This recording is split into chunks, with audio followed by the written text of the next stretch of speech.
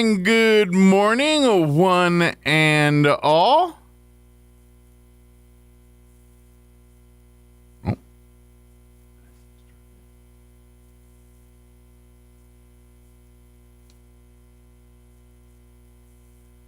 And good morning, one and all. Welcome to Mornings with Mike Winters.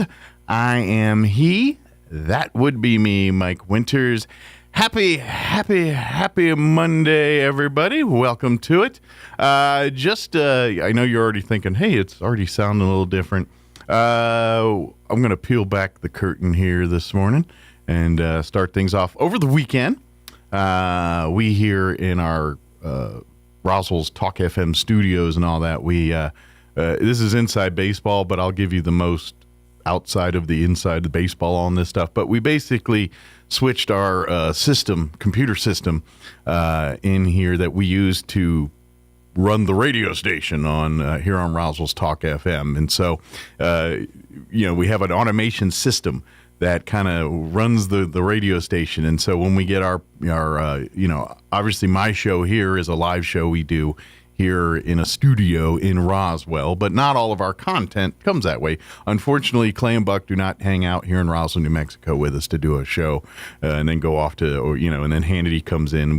We get that stuff from other parts of the country. And so this system kind of takes, hey, all right, it's Clay and Buck time, and it goes and gets the system. And so that's what it kind of runs the station. Plus it runs the commercials and make sure that, they send their little things. But anyway, we got a new system that does all that now. It's a more modern. Our old system was one of these ones that's been around for many, many moons, and but I've been using it for as many moons as the moons there has, and so it. Oh, good. It sounds good. I'm glad. Thanks, Gene. All right. Hello. But anyway, so we got I'm basically learning a whole new system as we're on the fly here. So I will tell you this, today's show, we're going to learn together. I'll be with Mr. Rogers. We'll learn together, shall we? So we'll sit down and we'll have a fun show here. We got a full slate for you. But we'll just say audio will be might be squirrely at times. Like, I will tell you this: if you are watching us on the video stream, you're probably not going to be able to hear. You'll hear me, you'll hear our interviews, you'll hear all that. But until we get some workarounds and fixes on that, some of the news and some of those contents you're probably going to miss on our live video stream. But catch it on the radio, catch it on the app, all the normal ways there. Just on the actual visual portion, your audio on that side there. So just want to give you a heads up on that. But yes, welcome to the show. So we're gonna have a full slate. Of course, we do have football for you this weekend. Playoffs as Goddard got their big win over Deming on Saturday. They advance here to the next round. Roswell High will, in the second round, play their first game. They got a bye. They're going to play their first game Friday night. We'll have that game right here for radio only, right here on 106.5 Roswell's Talk FM. And then Goddard will face off against Lovington in Lovington on Saturday. And we will have that game for you at 1 p.m. Again, audio only right here on 106.5 Roswell's Talk FM. The video for both those games are only available through the NFHS paywall there. You can basically go. I don't know the fee, but I think it's like $10. But it does give you access to all of the playoffs for that. So, but you can go there and do all that stuff. But we will have all that there for you. Do want to also mention.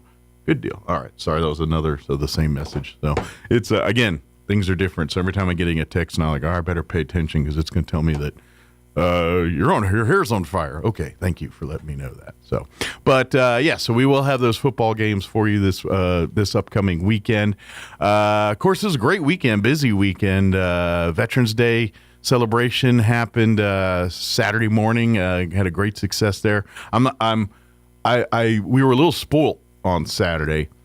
I'm pretty sure Saturday's Veterans Day celebration was probably the most pleasant weather-wise I recall in the last half dozen years or so.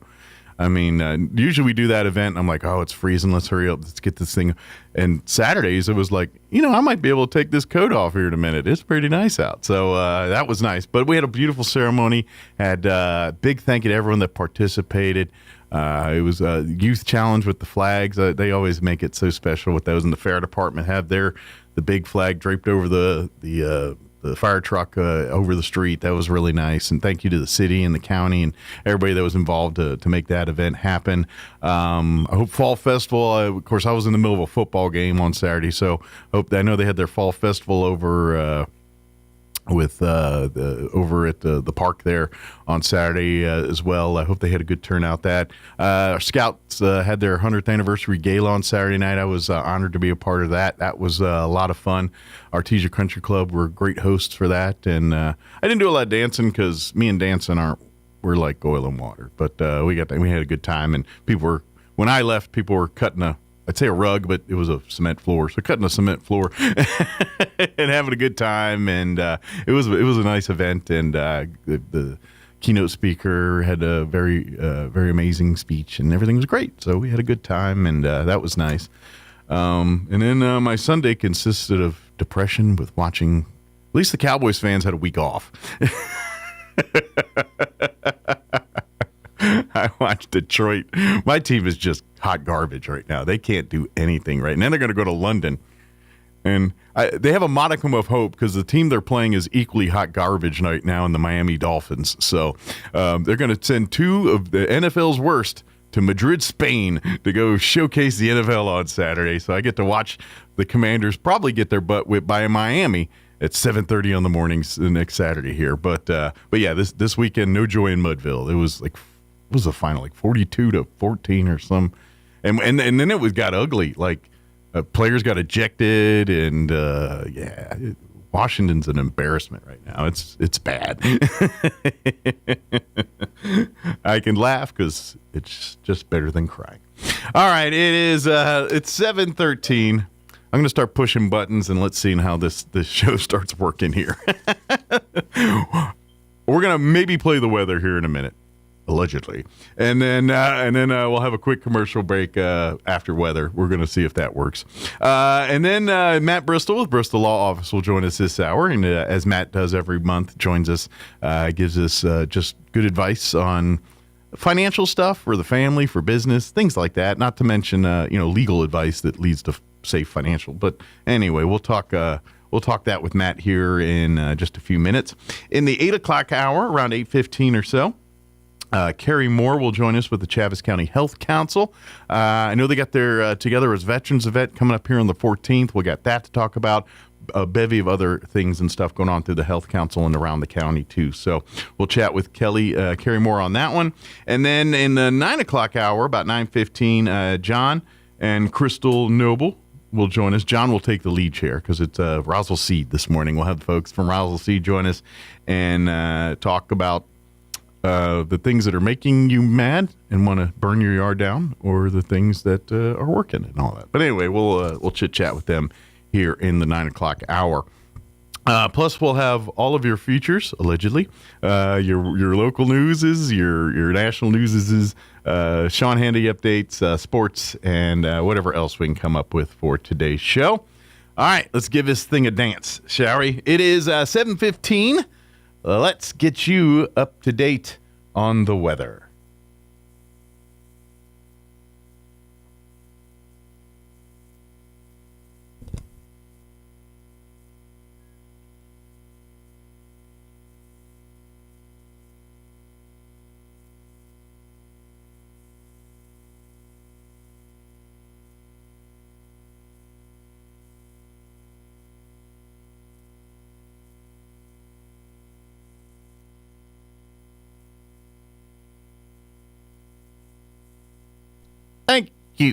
Thank you, Steve. It is currently 32 degrees here in Roswell. Humidity is at 61%. Winds are calm at the moment. Sorry, that's the warble there. This is me learning on the fly because right now the way we got set up, I have to listen in two different channels for what you're hearing on the radio versus what I'm hearing here. And so I was listening to what was on the radio, but there's like a slight delay. I know you all don't care about this. So when I'm hearing it and I start talking, and basically I start talking and hear nothing, then a second later hear me talking. And you ever try to talk to yourself when yourself is a second behind yourself while you're talking? You want to talk about your head exploding? That'll make her do it. So I had to switch back to say, oh, yeah, let's go back to real time. So now it sounds normal in my headset. Currently 32 degrees here in Roswell. So if you hear me talk like what is he saying? It's because I forgot to switch and I just confused myself. Humidity is at 61%. Winds are calm at the moment. Sunny today and another cooler one. 67 are expected high. Winds are out of the south, 5 to 10 miles per hour. Tonight, skies will be mostly clear. Expect an overnight low of 35 degrees. Winds will be out of the south at around 5 miles per hour.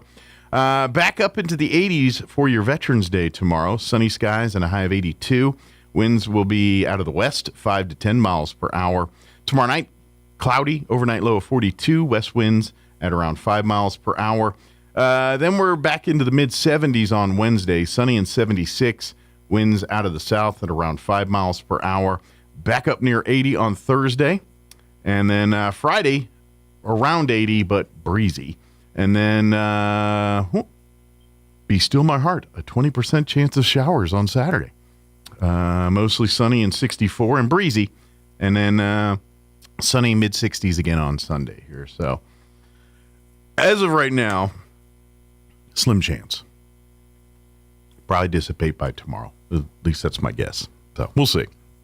All right. It is 17 minutes after 7 o'clock. Let us take a commercial break. We'll also have your Roswell Livestock Report with Smiley Wooten in there. And allegedly, it is today's. That's what it says. Fingers crossed. We'll be back. Matt Bristol will join us on the other side. Don't go away. You're listening to Mornings with Mike Winters. Good morning.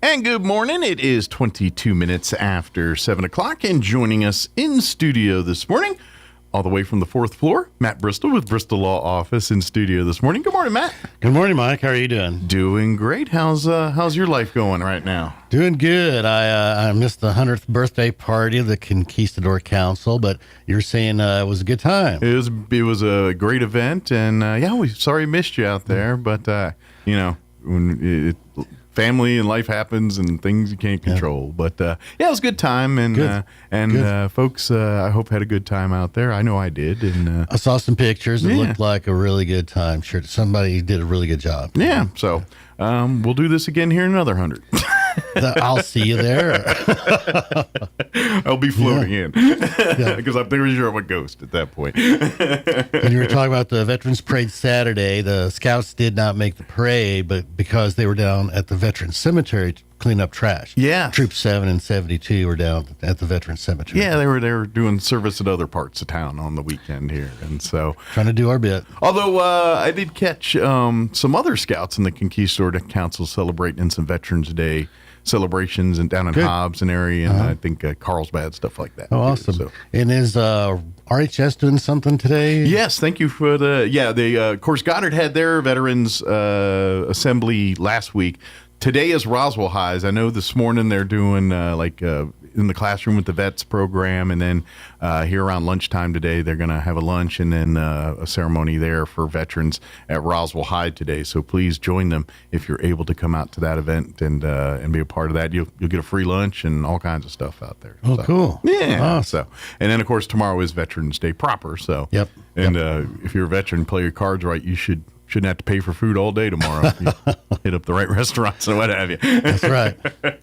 And you're a veteran. I am, and so although I try to take advantage of that, but it's hard. It's hard work. In my younger days, it was much easier, but nowadays I'm like, I'll just eat one meal. When I was in high school, I worked with a gentleman. I was a World War II vet, 101st Airborne. Okay. And he was in the second wave of gliders at Normandy. He fought at Bastogne. Oh, man, he had some stories. Well, to be honest, and I'm not trying to...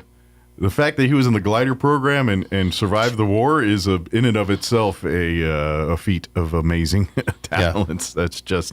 Not a lot of those folks came back. Not a lot of folks even get the chance to get into the fight. They got, those gliders crashed sometimes before they even got to where they're supposed to get to and things like that. So it was dangerous business. But, that sure was, yeah. Absolutely. But for folks not familiar, Matt joins us each and every month. Matt, Bristol Law, he's an attorney, in case you didn't know. And he always really gives us good advice and really family law type things, which does fall into the financial side with wills and that, financial planning with the family and things. So a lot of, your money and the law do go hand in hand in many occasions. Plus, you also help with business and stuff, setting up, as far as like, if you have a partnership or LLCs or, making sure that, you're in compliance with those rules and when hopefully you never need it, but if the bankruptcy hits, you're actually doing your protections correctly to make sure you get those full benefits of that. Absolutely. So, yeah. So that's what we really talk about is stuff like that. So today's kind of a sad day. We're going to talk about, losing a parent. Okay. And that's always hard to lose a parent. It's a process of life. It all, it all comes around. But it's going to happen. And so, so what do you do? And so I get a lot of calls, my parent just passed away yesterday or 2 days ago. And what do I do? And I tell them, just don't do anything. Mm-hmm. Until you get a death certificate, you can't do much. So no one will talk to you. Yeah. So it's important to take that time to grieve because you can't do anything anyway. Just go ahead and take the time to grieve. And the shock of the moment kind of let settle in a little bit and all that. Yeah. So don't worry about doing stuff. Just take care of yourself. Mm-hmm. But then at some point. Yeah. And I know, and you and I have talked about this before, and a lot of this is hopefully the key to this. What happens next is if you had conversations before, and this is, and I know we'll kind of get into what happened next here, but something you always say, and we've always said, is that pick a time, whatever it is, and sit down and let the people that, when you die, let them know where stuff is, even if it's a file cabinet that says, when I die, go here. Everything you need to know is in this file cabinet. Whatever that is, have that conversation. We recommend a safe deposit box. Yeah. With everybody's name on it, so everybody can get into it after a parent passes away. Mm-hmm. So it's important to have a couple of kids' names on it. But if, parents, if you think about it, if there was a fire mm-hmm. and the car was destroyed in the fire, excuse me, do your kids even know what insurance company to call? Mm-hmm. Exactly. I mean, little things like that. Yep. Put that in the safe deposit box. It's have a plan, whatever the plan is, have that plan. But sorry, I kind of stepped on your parade there a little bit. No. Not at all. Another thing I discuss is don't rush out and close bank accounts. In fact, you want to keep at least one bank account open for a year. Mm-hmm. And do you know why? In case, paying bills, move money, it's a lot easier to do it there than you're paying out of your own personal finances. Well, if a check comes in, so let's say mom passes, mm-hmm. and if a check comes in for some reason made out to mom, so maybe it's a deposit it. Yeah. Maybe it's a refund on car insurance or tax refund or who knows, but it can only be deposited in an account mm-hmm. with mom's name on it. Yeah, makes sense. Yeah, I didn't think of that, but yeah. You want to keep that account open? I don't know. None of my relatives had money coming in, so. Usually it was the other way around. And then we get questions on what bills should I pay of mom? And the answer is be very judicious, very mm-hmm. cautious. Just don't pay, every little thing that comes in.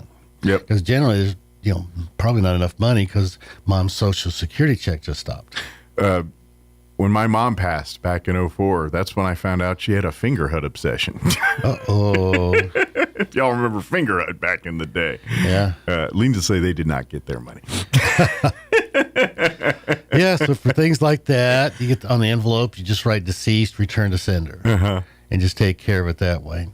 Because another question we get is, all these credit card bills are coming in. Do I inherit mom's debt? Yes, and the answer is not necessarily. So. The answer is no, not for 200 years. No. We haven't inherited somebody's debt. So the estate of mom may be liable, but mom's children are not liable, do not inherit debt. Now, that being said, they can take a house or something, right? Or is that still... Well, depending on who you owe money to, like the bank here, I mean, how does that work? Well, that's a whole other headache. Yeah. Okay, so if mom leaves the house to Mike, mm-hmm. Does Mike inherit the debt on the house? And the answer is no, you don't inherit debt. And you never sign the mortgage. You never sign the loan papers. So you're not liable for the debt on the house. But if you don't own a house, you can't give away the house, which technically you don't own the house, right? If there's there's two ways to finance a house. Right. There's owner finance, which is a real estate contract. Sure. And then there's borrow the money and put a mortgage, right? Right. Those are the two major ways of buying a house. So owner finance, real estate contract, the buyer does not own the house until they make the last payment. Right. And then that's when they get the title to the house. In the other instance where you borrow the money from the bank to buy the house, the buyer gets a deed to the house, becomes the owner. Okay. Because if you're going to give it as collateral, you have to own it first, right? This is true.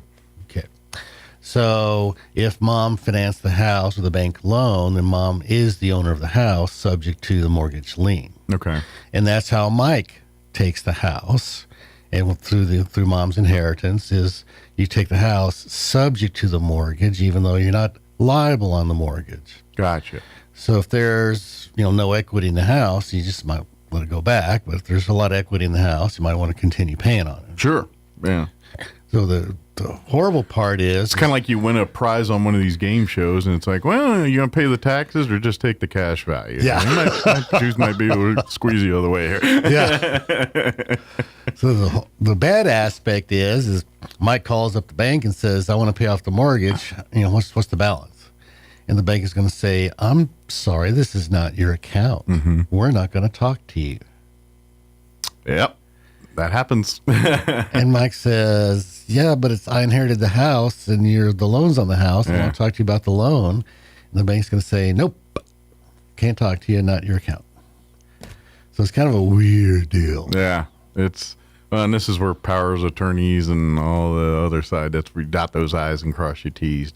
But this is where the headache is. It's sometimes when you're dealing with a loss of a passing of a loved one and trying to straighten the finance. That's why, sometimes years you're still getting stuff in the mail about them and all this other stuff. Oh, yeah. Yeah, some of the Reader's Digest stuff just never stops. Yeah. Matter of fact, my brother sees it more than I do. My mom's been passed since 2004, so it's been 20 years. Every once in a while, some mail comes in, or vote for Peggy, vote for this person. Like, Peggy's not voting for that person. I guarantee. Peggy's not a Democrat.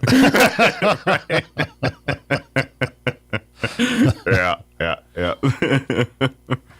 But it's I get it. It's confusing, but again, this is why we listen to Matt and take some of these paths here. Yeah. So another confusing thing that happens to clients is, I'll get a phone call and it says, "Hey, my dad just passed away," and I say, "Well, I'm very sorry." And so I took the power of attorney down to the bank and to talk to him about Dad's stuff, and they won't talk to me. And the answer is, Mike Winters, the answer is why? Because you don't have a power of attorney. You don't have a representation of yourself. The power of attorney dies when the person dies. Yep. So it's no good anymore. Yep. You have to be the executor or whatever, Now, Right. A lot of times it's the same person, but you have to have the paperwork in order to do that kind of thing. So that's the next step is they take Dad's will and they go down to the bank and say, "Here's Dad's will, and I'm named as the executor. Can you talk to me about his account?" And what's the bank going to say? Yep. The bank's going to say, "Nope. Nope. I'm gonna do it. The bank's going to say, nope. Go take the will, go to probate court, be appointed by the court to be the New Mexico calls it a personal representative. And then once you get those letters testamentary, then we'll talk to you." Gotcha. So unfortunately, that's just kind of the way it is.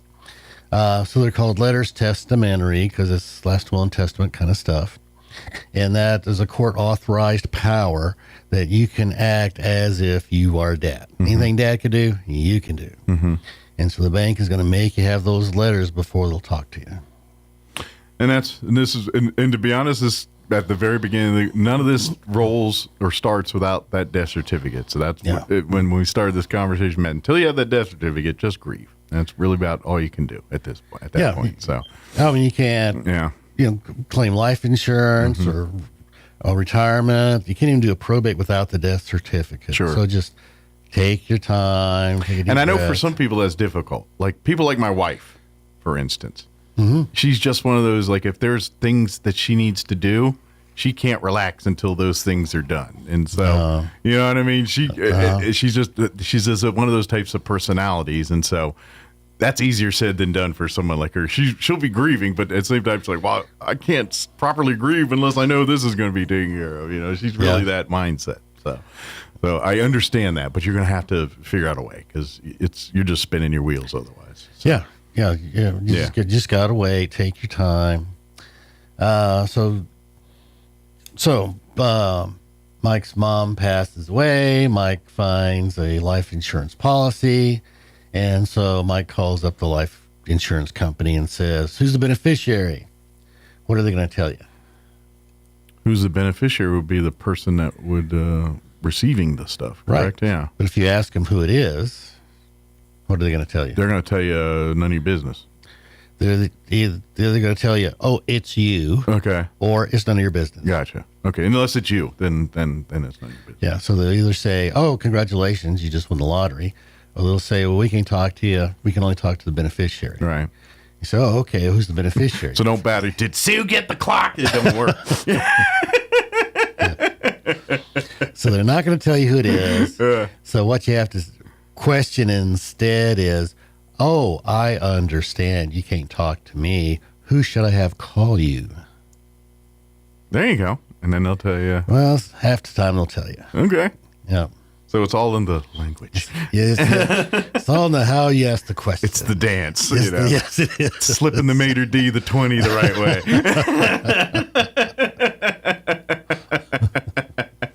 I got you. Very good. So here's a twist. Do you know who your heirs are? You have no heirs. Why? We did this one. We did this one, yes. I just can't. It's You know the it's answer? a Monday. I just can't. I don't remember what the explanation. Yes. So bail me out. What is the reason? I know we have no heirs. I don't remember the reason why. Living people have no heirs. There it is. That's it. Yeah. If you're live, you have no heirs. You gotta be dead to be an heir. Yep. So What if I'm a zombie? I'll have to check on that.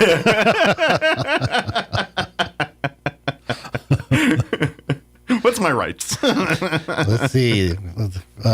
So condition preceding would be you're dead, right? Right. Okay, you're dead. Yeah. You're either dead or dead. Yeah. I mean, I'm brain dead. So yeah, technically, I mean, I eat brains, but I don't think you can have a conversation with a zombie. But then it depends on the movie, because I know, like, some zombies are slow and kind of, but then others are a little more with it. So I don't know. It just depends on the movie zombie you have. Well, that one with Will Smith, the zombies were couldn't go out in the daytime. Yeah. But at night, I mean, they were super strong, super fast. And then other movies are really slow. Yeah, like Walking Dead, you have to. The only reason they're menacing is there's 1,000 of them. Like if it's just one, they just kind of amble up and knock them in the head, and you're done. Yeah. But sorry, we got locked up. Got off on the zombie trail. That's right. It happens. So let's say, so your spouse passes away. Okay. Do you inherit your spouse's debt? Yeah, because generally most of her debt's probably your joint debt. Bingo. I mean, unless she had some secret, all of that's probably under you too. You know what I mean? If she's got a secret credit card somebody didn't know about, it's still under your umbrella. So. It's community debt. Yeah. So you don't inherit the debt. You were always liable for the debt because it's a community debt. Yeah. So you're on the hook on that one. But there's only 8 community property states. So the game we play, and this has happened more than once, is the wife comes in, the husband's passed away, and she's getting the credit card bills in husband's name. And so I tell them, just write on there, deceased, return to sender. And they go, well, what are they going to do next? I said, well, they'll probably send a couple letters, but just do that, keep doing that. Sure. So sooner or later, the credit card company sends an actual letter, says, oh, sorry to hear about your loss, blah, blah, blah. Is there going to be a probate? How are we going to take care of this credit card bill? And so the letter we write back is, hey, that was husband's name only, okay. and only he's liable, and no, there's no probate, because that's how it is in other states. Gotcha. Okay. So we play their game. So as long as they're not really up on New Mexico law, they probably won't pursue it so much. Not our job to give them an education. Now, if of course, again, that's probably one of those things is it's a crapshoot. They might get wise to it and say, well, no, you're a community state, and then you're on the hook, I'm guessing. Well, but it's worth a shot. It's worth a shot. Yeah, It works 9 times out of 10. Can't win the basketball game unless you take the shot, right? That's right.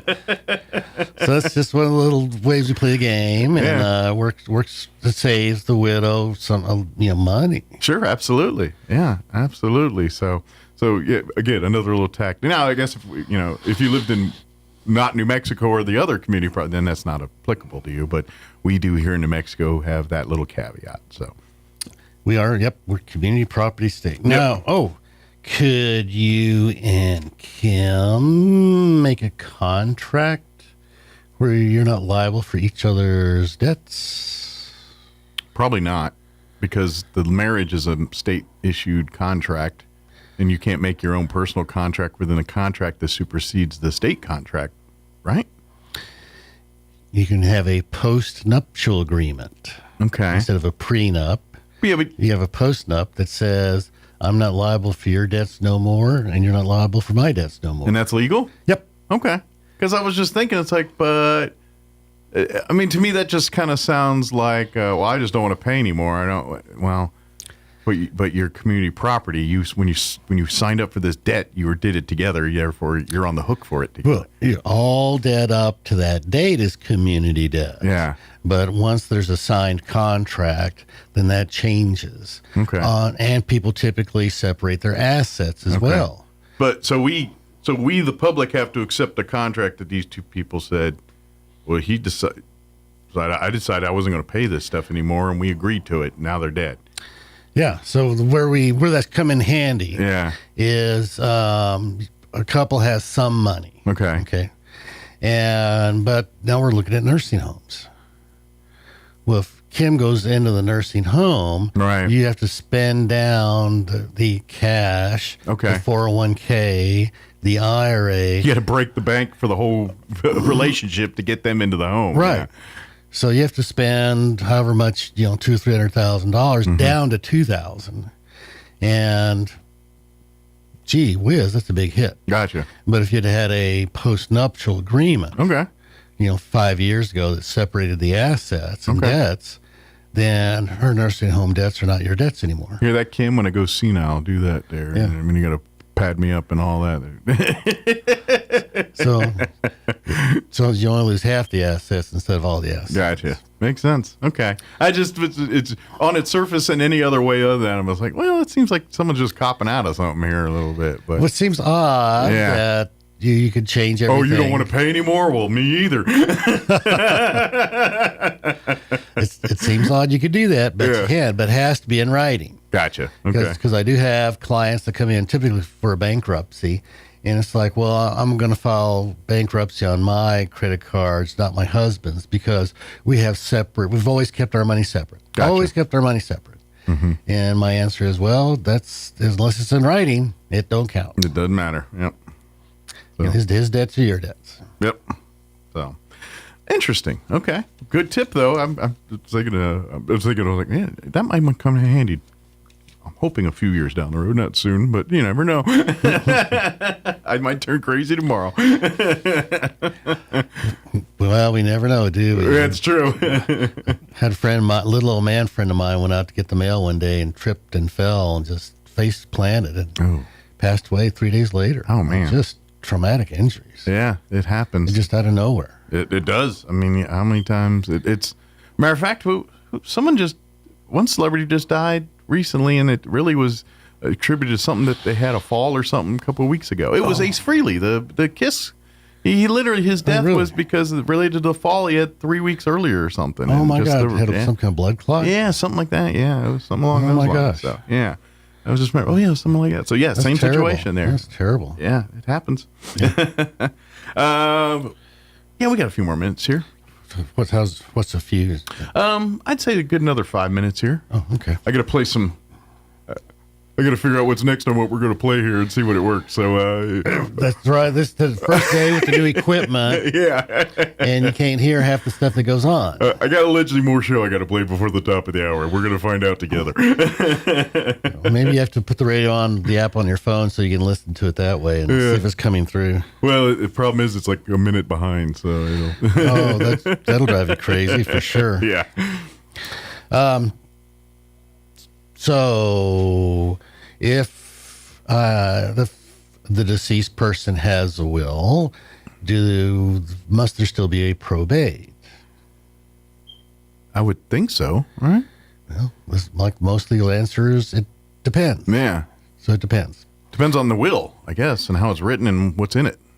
Depends on other people. Okay. So if the bank is going to be the one that's not going to release the account, and they're going to make you probate. Okay. Real estate always triggers probate to happen. And the reason is the court has to appoint someone to be executor or personal representative with letters testamentory that gives them the authority to sign the deed over to the heirs. Gotcha. So real estate always triggers probate. The fix for that is a transfer on death deed, and that'll take the real estate out of probate. Okay. But it's always other people going to make you go through probate. So having a will doesn't necessarily avoid probate, but it may streamline it a little bit. Especially in second marriages, at least it sorts out who gets how much of what. Gotcha. And so that's the good thing. But when people come in, we spend a lot of time talking about how to avoid probate with the banks, life insurance companies, that kind of stuff. Okay. Very good. So one of the wonders of the ancient world was the Colossus of Rhodes. Okay. Great big statue. Yeah. In fact, it was so famous that the people were known as the Colossus people, not the Rhodes people. Okay. And that's why Paul wrote the letter to the Colossians. Yeah, I was on collegiate Colossians. The Colossus because people. They're like the Roswellians or that's what we called them. Yeah. So instead of the Rhodes people or people of the island of Rhodes, they're the Colossus people. Interesting. That's where that comes from. I always wondered, where in the heck Colossus was. Right. What country that was. Yeah. Oh, yeah. Hanging out in that Colossus. They're bigger people. Yeah. So I always thought that was interesting. It is neat.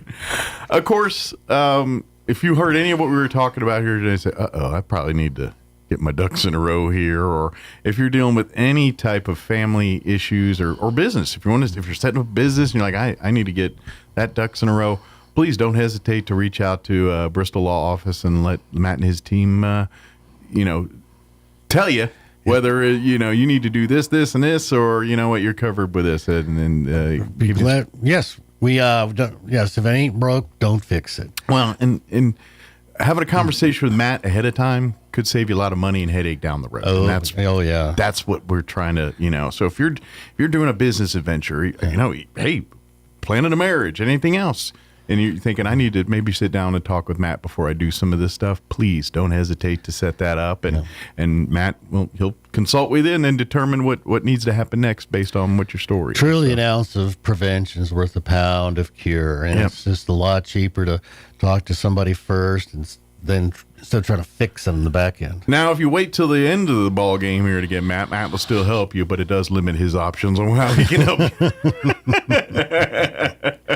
Yeah, so bristoloffice.net or 625-5284. Yeah, absolutely. Call and leave a voicemail, or if you do not get live people, and don't hesitate and let Matt and his staff work with you and help out. I know. Be glad to. Absolutely, and we do appreciate all that you do, and it's fun to enjoy our conversations each month. So keep having them and keep coming down, and thank you for working with Gremlins today. Oh, no worries. I enjoyed it. Hopefully there'll be less next month. Hopefully I'll figure it out by then. Well, hopefully so, yes. If not, there might be another guy sitting in the chair. I don't know. Well, maybe Sean can help when he gets back. That's right. Yeah.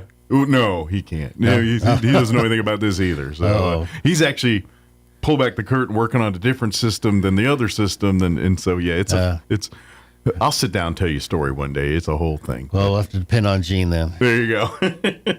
Matt, appreciate it as Thank always. You, Mike. And we'll see you next time. And see you next month. Enjoy the weather. It's kind of a nice little change. It is very nice. Absolutely.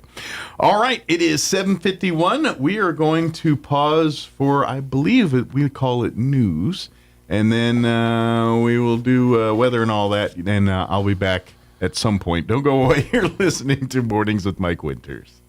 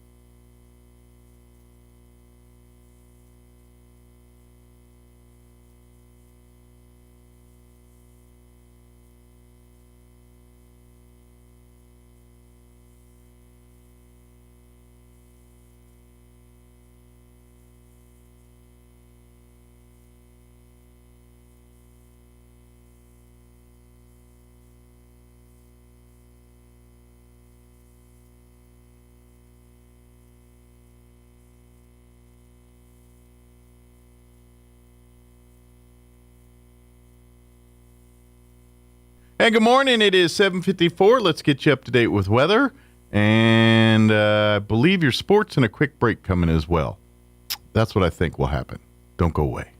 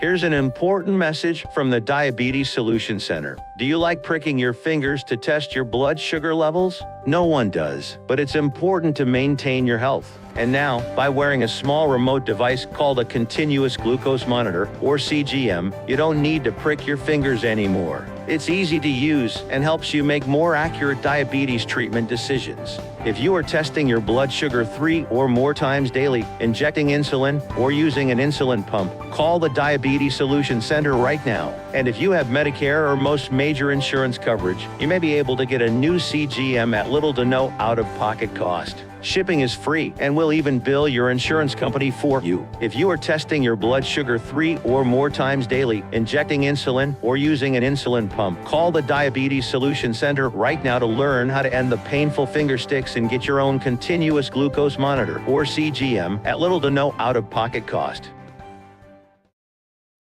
Stuff. So we'll do all that with them in the 9 o'clock hour. But it is closing in on 8 o'clock. Time for Town Hall News. We'll be back on the other side. Don't go away.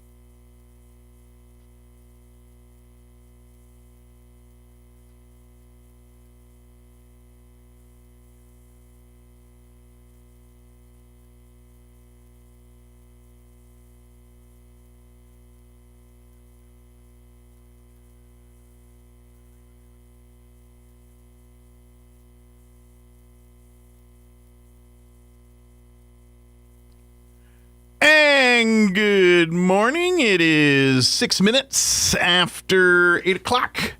Welcome to hour number 2. The Deuce? The Deuce, indeed, of Mornings with Mike Winters, right here on 106.5 Roswell's Talk FM. Happy Monday. Yes. Hope all of you are having a good Monday so far. Hope your day is going well and all that good stuff. You know what? Considering, everyone moved everything around on me, we're doing all right for a Monday. Yeah, I mean, we're on the air. I'm calling this a win. This is just the second hour, and you've almost like streamlined the fade out talk in thing. That was almost that sounded seamless. Almost. I mean, it was almost seamless. We're getting there. It's just it's one of those things. Get feel of everything. You have to remind yourself, even though, and I understand, we are the enemy of radio is silence, is dead air. So we're trained to, as soon as we stop talking, to hit the button. Right. We have to now say, we'll be right back. Pause, hit. That's kind of, it's retraining ourselves as we go. There's a computer like right here. I'm trying not to kick. And so there's workarounds. Absolutely. But that's why they call us professionals. I will send a programming note there. If you do normally enjoy the show on our live video stream this morning, when you hear silence and audio, it's just we don't have things quite hooked up right through there yet. So you'll hear our interviews. Obviously you're hearing us right now on the video side. But when we play like our news and our commercials and all of our content and pull back the curtain. The reasons why is the computer that runs everything used to be sitting right next to me. Now it's in Artesia, and it's a different system. And so audio, not to get too boring, but things come from different places now, and so it's different. Here's the thing, and if you've ever worked in any kind of industry where you have like a system, even if that system is like DOS based and you have to use the F keys, right? It's one of those things that once you learn that system, it's been there for so long, it's been doing what it does for so long, that it just is second nature. Well, yeah. And then they pull that out and say, here's something completely different that you've never used. Well, and they've been using the old system. The Stork is what it's called. Yeah, they were using that prior to me joining Pecos Valley Broadcasting. So I've been using this system since 2007. Since 2007. And so it's what I know, you know what I mean? And to be honest, what I knew before that was really archaic. Yeah. You remember the old Phantom? Oh, the Phantom, yeah. You and I know the Phantom well. For those who don't know, if you've ever never worked in like radio or an audio production, the ability to move an MP3 or a WAV file into the space where you're going to work on it in its entirety is an amazing thing, because back in the day, if you wanted to record something it had to be done in real time. It did. Which doesn't sound like that big of a deal until you think about church services. Not to mention Paul Harvey breakdowns. Oh, and here was the fun part.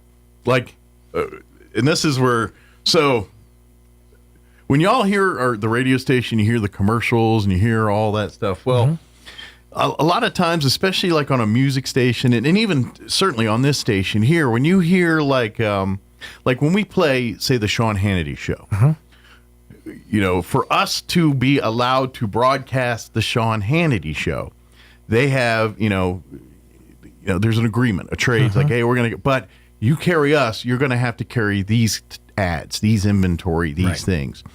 And so each time you do that, when you sign up for a service, depending on what it is, your sports, your weather, your whatever, they have what's called barters, and they say, well, our guys sell commercials, and then you're going to have to run a minute or two of these commercials sometime during our show or during our feature or during.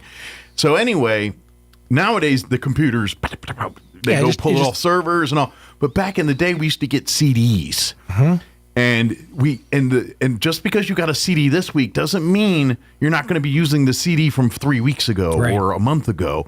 And so it could be 6 months of CDs you got to hold on to, because you got to play some Wendy's ad from that was 6 CDs ago this week, because that's what they're running right now. That's their current campaign. And so that was a royal pain with that kind of stuff. We're getting deep into the weeds right now.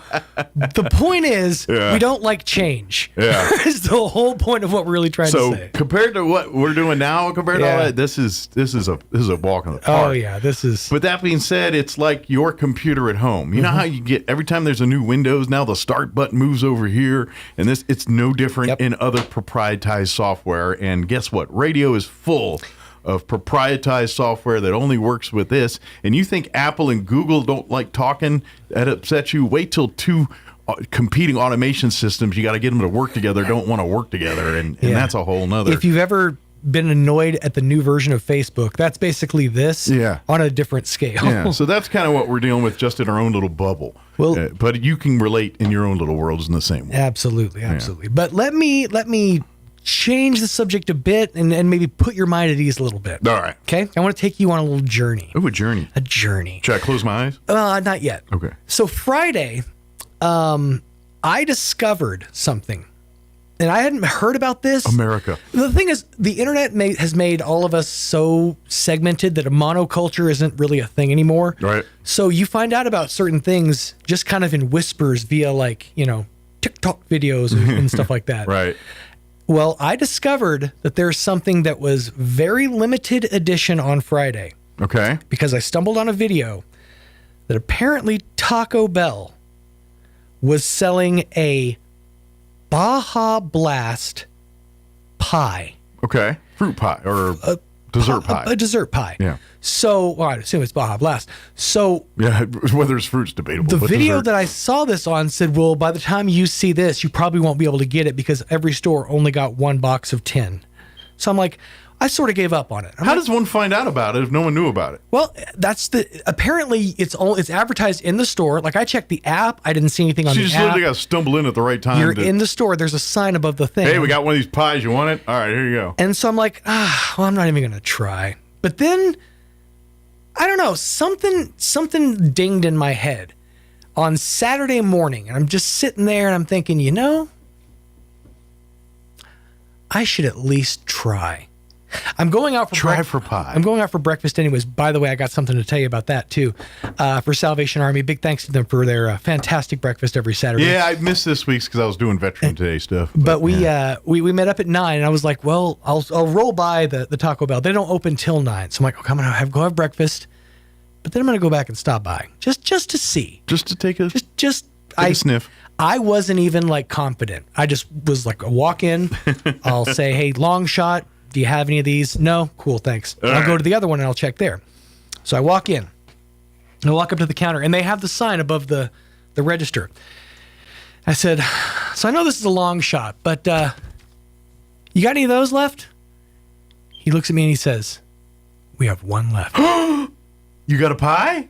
He said, you want it? I said, you bet your I do. Tootsie I do want it. So yeah. I was able to procure the pie. One of only, I think, maybe 20 in Roswell, because we have 2 stores, of the Mountain Dew Baja Blast pie. It even says at the bottom, yours by a slice of luck. Holy mackerel. So, Sean, I'm impressed. I got this, and I went from the Taco Bell up north to this radio station on Saturday and put this in the freezer. Nice. And said, this is where it will be until we utilize it. Now, I'm going to say we this. We need to devote time to this. We do need to devote time to this, and I have not procured an actual Baja Blast itself so that we can contrast and compare. Okay, so maybe we need to plan an event this week to eat So this. sometime this week, this will be enjoyed or dove And it's sealed right now, so you haven't even looked at it yet. It's sealed in a box. We have no idea what it looks like. I do know what it looks like. Just based on pictures. Oh, videos I've seen. But has not been opened from this end. Them moving pictures. Them moving pictures. This is completely sealed and a very rare product too. It's heavy too. It's not a light. I mean, go and feel. So is it? Do we know if it's a custardy consistency? I can tell you that from what I've seen online, it looks like a key lime pie. Okay. But with the key lime being Baja Blast. Which, like it's a cream, like it's got a graham cracker crust and it's a cream based cheesecake. So filling. I'm assuming Baja Blast is probably a citrusy thing, right? Mm-hmm. Okay. It's like a kind of a tropical key, not quite key lime, but like a tropical lime with the Mountain Dew flavor. Now, the Baja Blast, what color is that? Is it like a blue or what normal is that? the closest color descriptor I could say is turquoise. Okay. It's teal. It's very teal. I'll hide the reveal, but you can find it online if you want a spoiler of it. But well, the Commanders are playing the Miami Dolphins in Spain on Saturday. That's true. We could call it a Dolphins pie. But Dolphin pie. By the way, I do have to mention something. I know that you were all ed up about your game yesterday. Yeah. But I gotta say, it's awesome to know that we have a leader of the free world who can unite an entire football stadium to feel one. Like you've got football fans who are the most divisive, hateful, spiteful people on the planet. Yeah. And yet an entire stadium can come together in one joyous moment. And I think that's an awesome thing. I just wanted to say that. I think that it's awesome that if nothing else, the man can unite an entire football stadium to feel one way. I will say this, just from as a fan perspective, from going, I would be thankful that I was not a fan attending that game that day. Yeah. Because I know anytime the president rolls into it's a something, nightmare. It is. And they not only had the president, I think pretty much his entire cabinet showed up at one point or another. Even the secretary of the Speaker of the House was in there. Yeah. Literally, I remember I saw one shot of them in the booth, and I was like, "Is that the Speaker of the House in there too?" Yeah, sure enough. Erica Kirk showed up just to grab JD Vance's butt. I mean, it was crazy. I would imagine Secret Service and just trying to get a hot dog in that stadium was probably a nightmare. Parking. I mean, the leaving after. Yeah.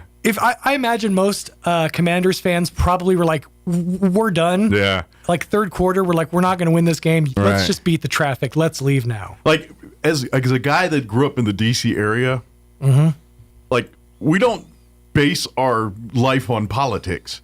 Our life is where the president at, and let's avoid that area. Like my mom worked on Andrews Air Force Base. By the way, that's where they store Air Force One, and that's where, when it's... and so... Whenever the president takes off on Air Force One, Andrews Air Force Base locks down. Right. Like, you can't get on the base, you can't get off the base while the president is on the base. And so my mom all the time couldn't leave work a certain time sometimes because, the president's here, you got to wait. Right. You got to wait. And, I got to leave now before the president gets here, and I'm stuck on base. Right. That's your life in D.C. And same thing with downtown. Like inauguration weekend, D.C. people beat cheeks out of it's town. It's funny. The first few times, it's got to be like, hey, the president's here. Yeah. Every time after that, you're like, I'm gonna just run. And it has nothing to do with politics. It's just the nightmare of what happens when a president rolls up through it. You can't get nothing done. And that's probably half the reason most of them were booing. You're like, it's gonna take us 27 more minutes to get out of here. Right. The beer closes in the third quarter, and I'm never getting out of here. Yeah, I'm telling you, when the president rolls up, it is a nightmare logistically. So half the battle is I'm just like, it's like president's coming. All right, let's sell them tickets. I don't want nothing to do with getting in there because it's just going to be.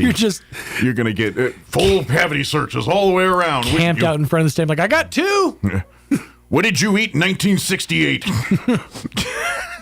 That's what they're doing. So anyway, we probably should get the hour going. We should, because I don't know what's going to happen next. But hey, treats are coming. That's right.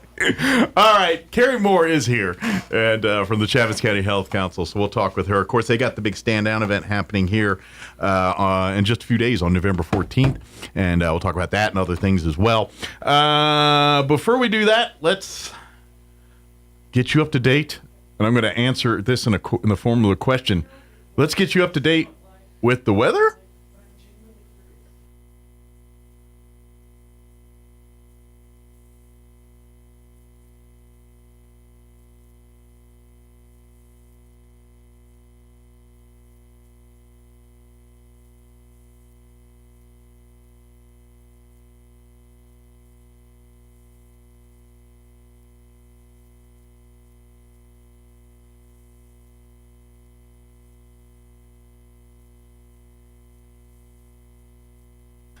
Thank you, Steve. Currently, this way. 39 degrees here in Roswell. Humidity's at 45%.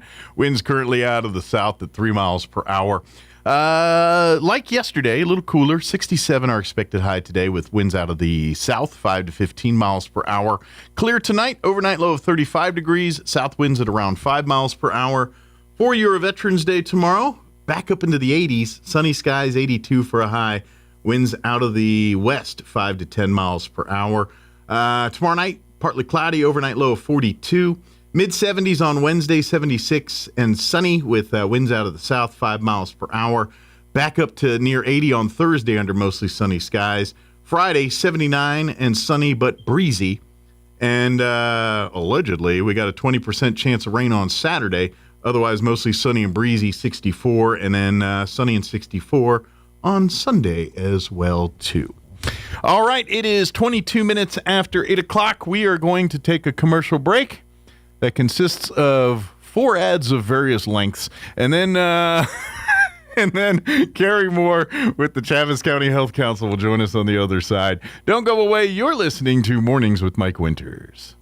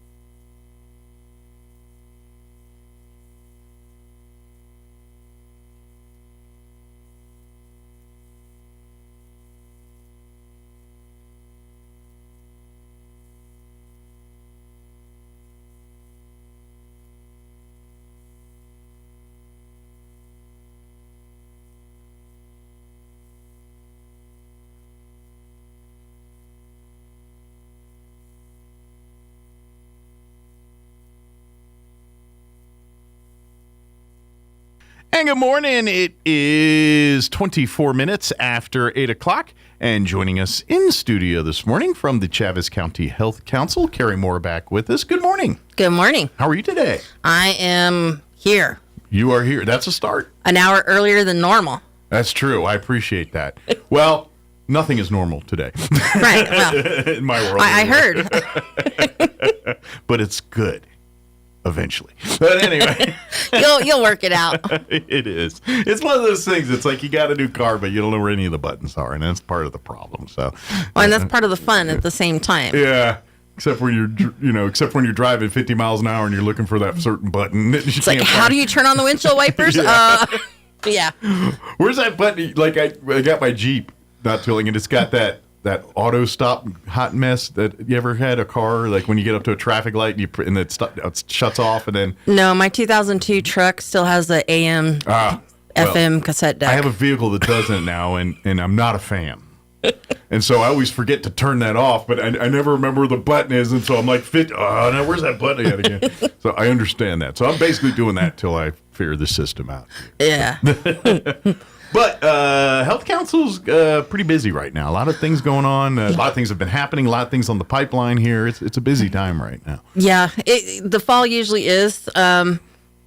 we kind of did something a little different this year. The Together with Veterans program has decided they wanted to do a stand down. Yeah. We originally had it planned for February. Okay. But the reality is February is too late in the season, because part of that is being able to supply homeless or near homeless with the supplies necessary to get through the winter and by months. February, they've long needed it by then, and Yeah. everybody starting at that point thinking about spring stuff. Right, yeah. And that's kind of was my point. It's like, in February, we're kind of like hitting 80. Yeah. Nobody's going to need, these warm hats and gloves anymore. Although it is New Mexico, they will have one freeze in April or Right, something. yeah. There'll be that one day that we have to have it. Yeah.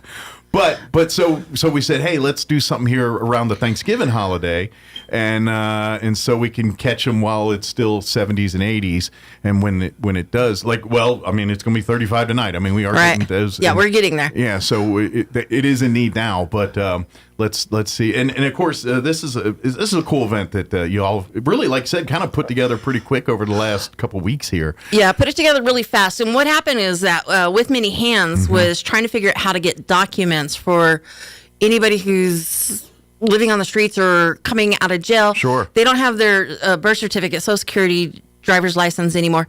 And it makes it difficult to get housed, to get medical Benefits. Anything. You have to have yeah. those documents. So we started with a meeting on trying to figure out how to coordinate those services. So they can get their drivers or get an ID. To get an ID to be able to get them off the streets and get them into a house, or to get the behavioral health care that they need. But or you can't get an ID without an address, and so there's right. the rub. And yeah, so we were running into all these things, and we decided that let's just start putting an event together. We got the Department of Health that's going to be there to do some waivers to be able to get birth certificates. And then, of course, we're starting to roll through the rest of the guidelines. So some of the stuff that we thought we were going to be able to just like pipe out right then and there are going to have to take a little backseat.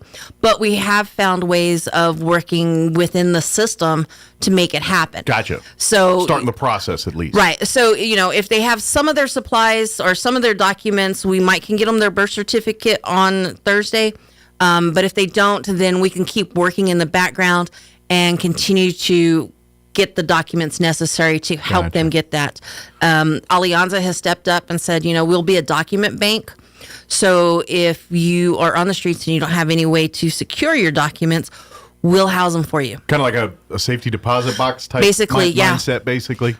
So that kind of is helpful, especially for them coming out of jail. The jail does give them some documents that can get them what they need. Okay.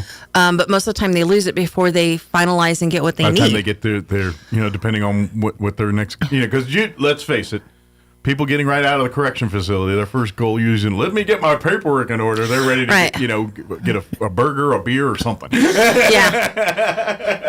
Or all of it. Or all the above. Right. Or something more a little fun. But anyway. Yeah. So, we have to break some of these barriers. I mean, everybody has the same thing. It's like nobody wants to see the homeless on the street. The homeless don't want to be on the street for the most part. I mean, there are some people who just do not want to be housed.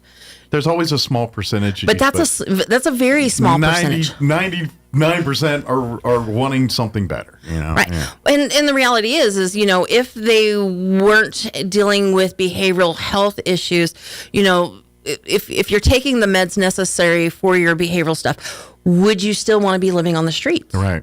It's a catch-22, and this is really all of this stuff. It's and okay, this person's crazy, we can't employ them, but they're crazy because they need mental health treatment. Once we get them treated, they're not, and I'm sorry, I'm just being very liberal terms here, but they're not a problem anymore. They can function in society and work, but we can't get them there unless they do this, but we can't get them to do this unless we do this. And that's the problem that we're running into. It's this circle of runaround. Right. And so we have to start dealing with some of it. And then, the other part to it is we have to cut off the faucet so that we stop pumping them into that system. Right. So cut the faucet and then start helping those that we can help get out of Absolutely. it. For a while, we'll still be in the same problem with housing. Yep.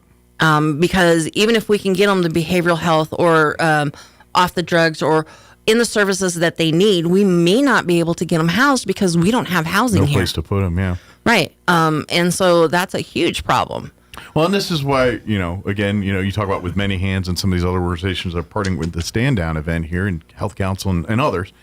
it's the other side too. It's, back with these, the housing program, helping landlords that own properties that are pretty, disheveled. Let's get them fixed up. We can start getting we can get you a tenant. Right. We Yeah. get you a tenant in there, and you start making money that cleans up the neighborhood. This person gets a foundation to start their lives in any direction they want.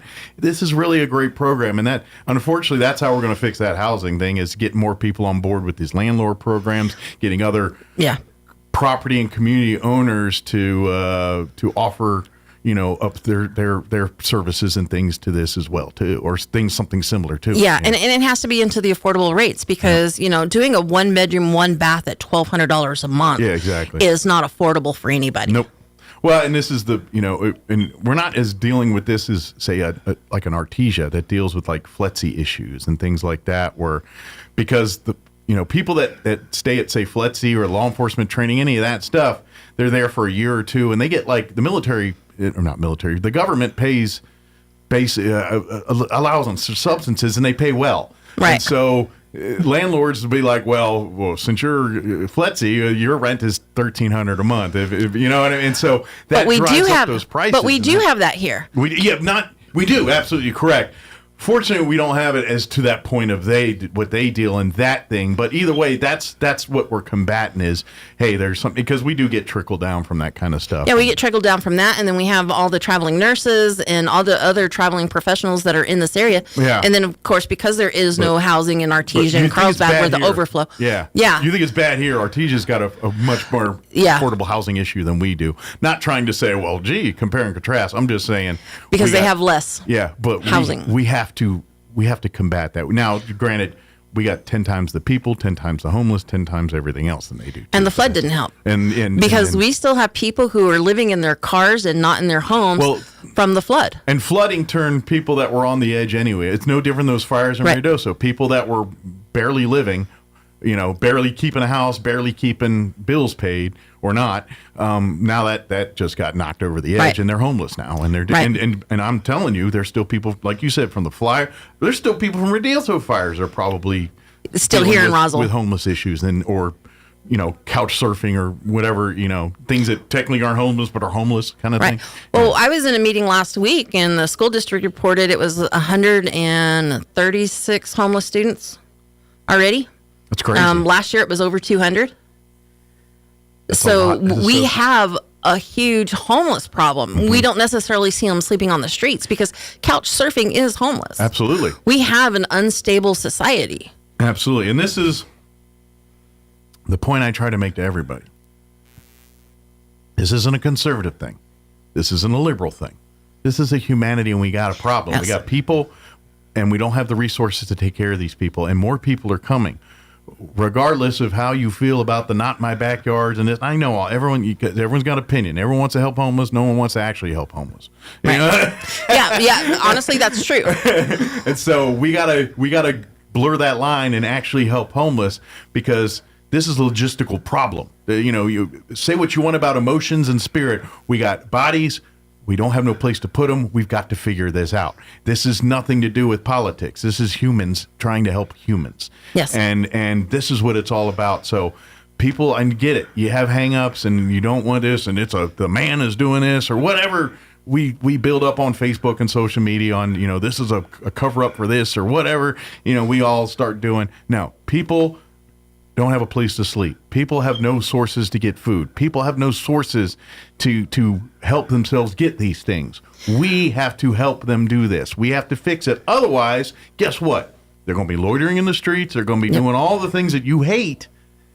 We're trying to correct. Well, and the thing is there was nobody on the planet that was having the world's best day and said, you know what? Today is the day I think I'm going to try heroin for the first time. Exactly. Because, by golly, my life is going grand. Yeah.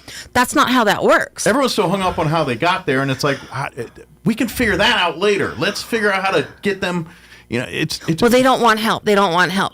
It's because they don't see the other side of it, because they've never been on that other side of it. And to be honest, you got to convince them. They don't want the strings that come with the help sometimes. And that's what, right. And there's a rationale for everything.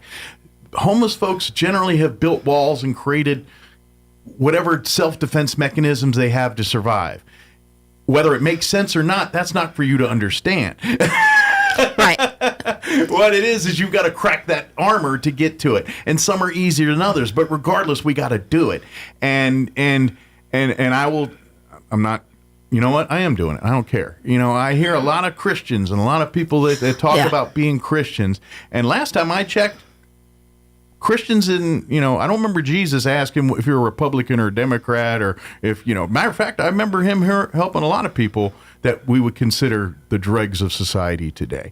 And that's what our whole faith is based on. And if you're not willing to do that part, I got to call you to the carpet on. Are you really, are you truly living the Christian values you espouse to or live to?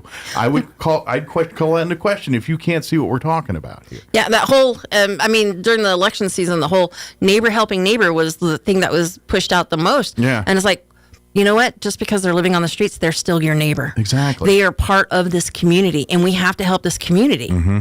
It's ugliness, and, people don't understand the police department and the fire department on the way they do some of the things that they do, but they see the worst of the worst. Right.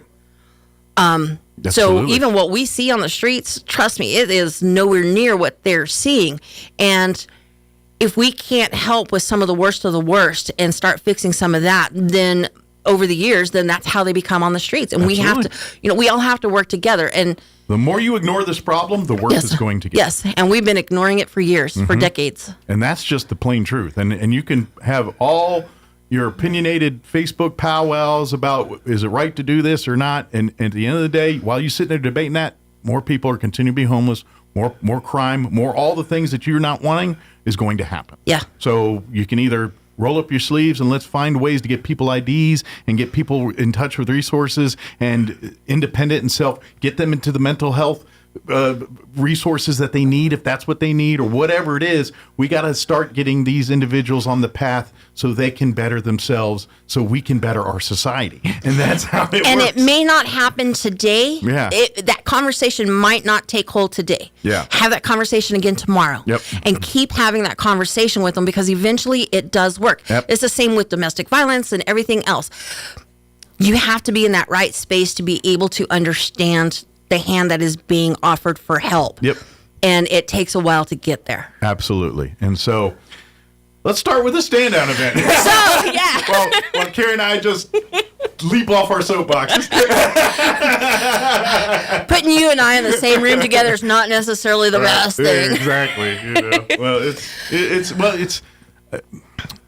and again, pull back. We see a lot of things just because the nature of what we do in the community. You see a lot of angles and things, and I understand people's opinions on things, but you're not seeing the big picture. Sometimes you're seeing your little slice, or you're being told whatever avenues you pursue to information, that's what you're seeing. Right. And you're not seeing the big picture. Right. So that's all we're talking about. Yeah. So part of seeing that big picture is being able to do something like the stand down. Mm-hmm. And so for us, the stand down is wraparound services.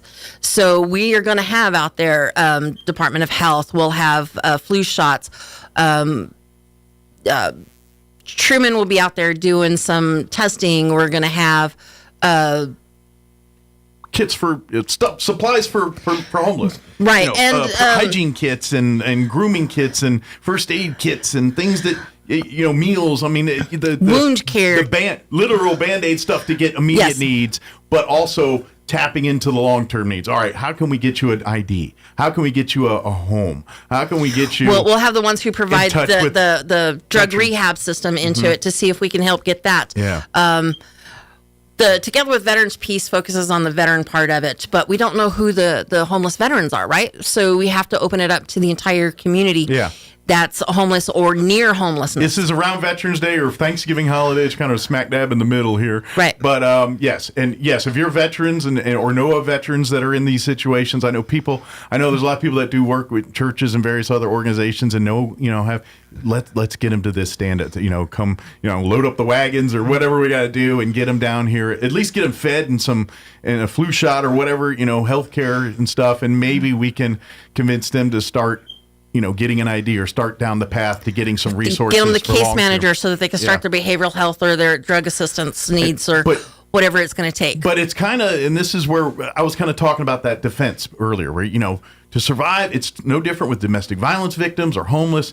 You build walls to protect yourself. You build, your trust in people and humanity is usually zero, and you think everyone's about to screw you in some way, shape, or form. And so, to be honest, the food, the stuff, that's chipping away at that a little bit. That's why there's food, is to bring them there. It is the carrot we're dangling to try to to instill trust and to say, hey, we're not here to round you up and to cart you off to another homeless camp or whatever has happened to some of these people. Right. And let's quite frankly, that's, you don't know the whole story on some of this stuff.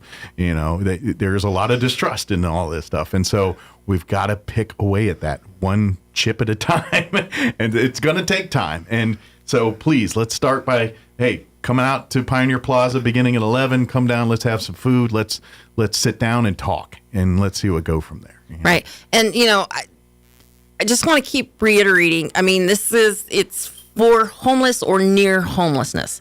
I mean, we do have some people who have houses, but they have no utilities working at all, or they're living in the sheds in the backyards. That's near homelessness. I would definitely call that near homelessness. Yeah. If you don't know where your meal's coming from tonight, or where you're going to lay your head down at night, other than it's not something that you're paying a rent for, or if it's your friend, that's homelessness. That's what it is. Like if you're living in a motel, that's homelessness. Right. That is. I mean, that's really it is. If you don't have a place that you send your water bill to, or your Netflix bill to, whatever it is, besides your phone. You don't have a warm, safe, stable environment. Yeah, that's homelessness. Yeah. And that's what we're talking about here is please, let's start seeing what we can do to fix this, to put yourself and your family or your individuals and like I said, this is a stand down, and yes, veteran kind of sponsored and led, but if you're in homeless or near homeless, or if you're couch surfing, or if you're literally living in the man camps or somewhere in between that, right, please come, please join us.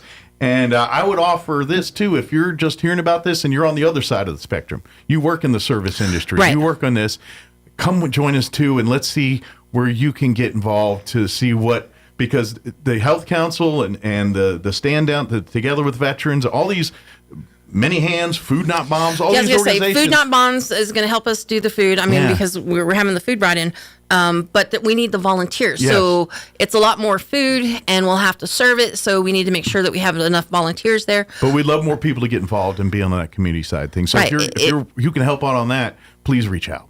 Yeah, and if we haven't talked to you and you provide a literal service, that'll work. Call us at 211. We probably can still find room to get you into the event.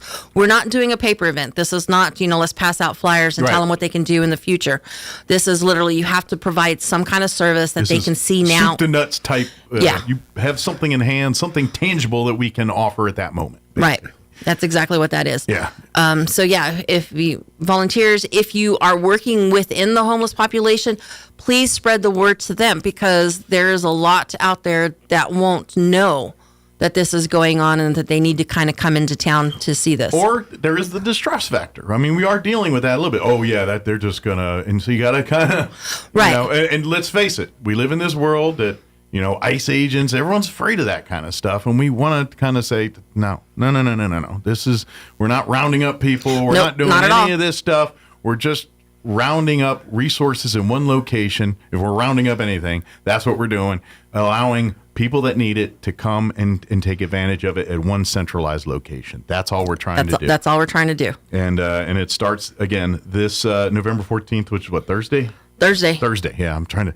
Today's the 10th. Right? No, that's Friday. It's Friday. Okay. Sorry, Friday. Friday. You confused me. Well, it's November 14th, whatever day of the week that falls on. Friday, November 14th. Pioneer Plaza, right here downtown, beginning at 11 a.m. Right, 11 to 2. And like you said, if you need documents for IDs, medical screenings, enrollment for like Medicare or any of those other types of programs, Narcan training and things, the dealing with the fentanyl overdoses and, the training on that, that's a lot in the homeless community and right. Understanding, saving lives and that type. Whether regardless your thoughts and feelings on Narcan and all, it's saving lives and doing a lot of great stuff. And we need to make sure that everybody, kind of like how we all just know how to work like certain things in society. Like everyone should know how to work a phone. Everyone should know how to work a Narcan. Yes, because fentanyl doesn't just affect the druggies, the bottom of the bottom. It could be grandma who has painkiller meds who forgot that she took some before, and there could be an accidental overdose.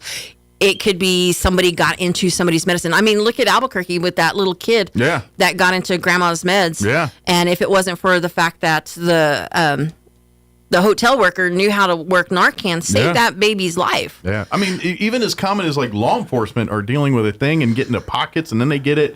And I mean, that's that fentanyl stuff is that deadly. You can accidentally get exposed to it in so many different ways. And it's more than fentanyl because, I mean, it's it does the heroin and all the. Yeah. And painkillers, the Oxy and it's the stuff with that, whatever that. I'm not a doctor in any way. Shape, I'm not either. Whatever opiate that runs all that stuff. That's what it stops. Yeah, that's what it's called. Is the opioids. Yeah. The O word. They can make some of the goof pain, the googie juice. But anyway, everyone should at least be. It's like CPR. I think at least you should. You know what I mean? Because you never know when you might have to bust out that skill training. But and obviously veteran services, flu shots, and that types of things. But also getting the Band-Aid immediate needs, a hot meal, the hygiene kits to get them through the winter. So we'll have the beanies, the gloves, the socks, warm clothes, socks.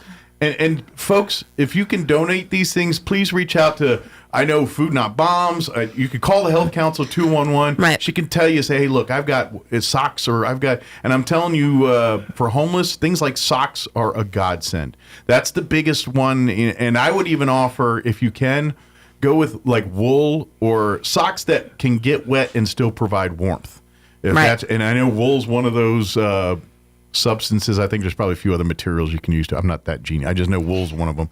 But find things that will keep them warm and but comfort too. You can get a little foofy, but think about it. Things that are designed to keep them warm when it's 32 degrees out or colder. Right. That's what we're thinking. And most of your heat comes out your head or your feet. So beanies and good socks are key for life and death sometimes, believe it or not. And sometimes, they have to do a couple pairs of socks. Absolutely. Just because it's so cold. So, do some shopping, if you'd like to help out. And then please reach out to 211 and Carrie will be absolutely happy to tell you where to direct that type of stuff too, because there will be someone. Yeah, because I get calls all the time, with the food stamp situation, where can I donate food? Well, this is a good place to be able to send it. Absolutely. Can I ask that too? If there is people dealing with the government shutdown stuff, is there going to be any kind of resources there for that? No. Or is this mostly veteran stuff too? Okay. This is homeless or near homelessness. Well, this government shutdown keeps up, they'll be in that category. I'm just saying. I know. There's not enough resources to be able to do what is needed for that piece to it. There lies the big problem with everything. There's never enough we can do. It's just so much if you keep adding. But what about this? But that being said, if you are dealing with that type of stuff too, don't hesitate to call 211. I'm sure you can put them in touch with some people that might be able to steer them and say, hey, call these. I know it's a limited because unfortunately there's a lot of people in the same boat and not enough people able to help all of those people in that boat, if that makes sense. Yeah, it's we only have a small amount of resources here. And our needs are getting greater. Yeah. But that being said, please reach out to things like Harvest Ministries and stuff. They're doing food baskets and things for people. And if there will be, issue. They just did a food basket this past weekend, but there'll be some more Thanksgiving events coming up where you can get your stuff for your meals.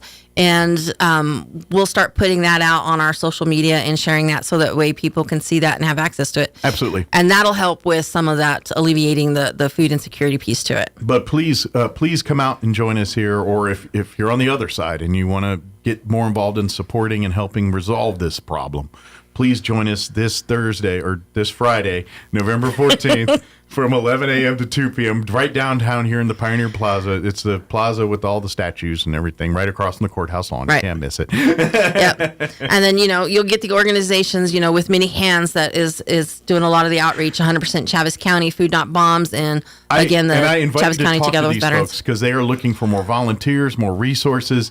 I know if you spend any time on social media, you've seen some of the struggles that some of these organizations are dealing with right now in terms of trying to just get to people and help people in the red tape of which it comes with it. So the more eyeballs, the more people, the more folks they have supporting and being a part of it at their disposal to help on this type of stuff. It's we the people. It's easier for them to do the good work they're trying to do on that. And right. and you know what?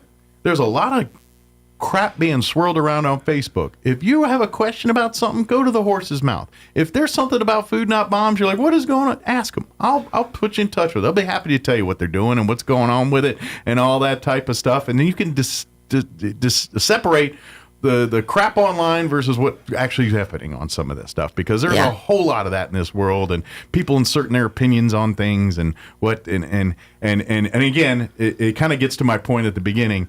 Is we're trying to help people. We're not trying to help Democrats. We're not trying to help Republicans. We're not trying to help Christians. We're trying to help human beings. People. None of it matters about the rest of it. Right. And so we're not putting those bars in there, and we're asking you not to either. That's all we're saying. Right. Even though you're trying really hard to. Call 211 if you have any questions about anything. Is there? I know we're running on time, but is there anything else other than the stand down event we want to make sure we cover? No, that's pretty much all I wanted to cover. Okay. And if you have any more questions about this, or if you are hearing and you're like, I get it. I want to get involved. Please call 211. That's the easiest one to let Carrie disseminate to where you need to who to talk to. But if you just kind of give her what you're proposing, and she will tell you exactly where you can be the most benefit, kind of thing. Yeah, because this is just the beginning of the homeless piece to it, because we're doing the pit count this year. Yeah. So that's going to be another outreach to figure out how many homeless we have in the community. And if you know what, if you're a veteran that, you know what, my food's good, everything's good, join us on Friday here and meet our Together with Veterans group. Maybe we can get you to be a part of it, because we're the connections. They want more veterans involved, because it's really a veteran-led, it's veterans trying to find out veterans' needs and putting a plan together to tackle those needs. Yep. And that's See a need, fill a need, veteran style. That's kind of what they do. So, did we get it all? Anything? I think so. Awesome. Carrie, thank you very much. As always, appreciate their visits and what you and all the various organizations you dabble with get to do. And thank you again. I know you didn't hear it because you were, but if you don't know, you saw those amazing Veterans Day posters honoring them. That's from the brain of Carrie Moore. So we do appreciate every year you bring our creative side to our events and all that too. So, I try. Thank amongst you. the other stuff when she's not knee deep in a thing of soup or something trying to help people. She's drawn. Thank you, Carrie. It is 8:54. I think we're going to play a commercial and some other things. We'll find out together. You're listening to Mornings with Mike Winters right here on 106.5 Roswell's Talk FM.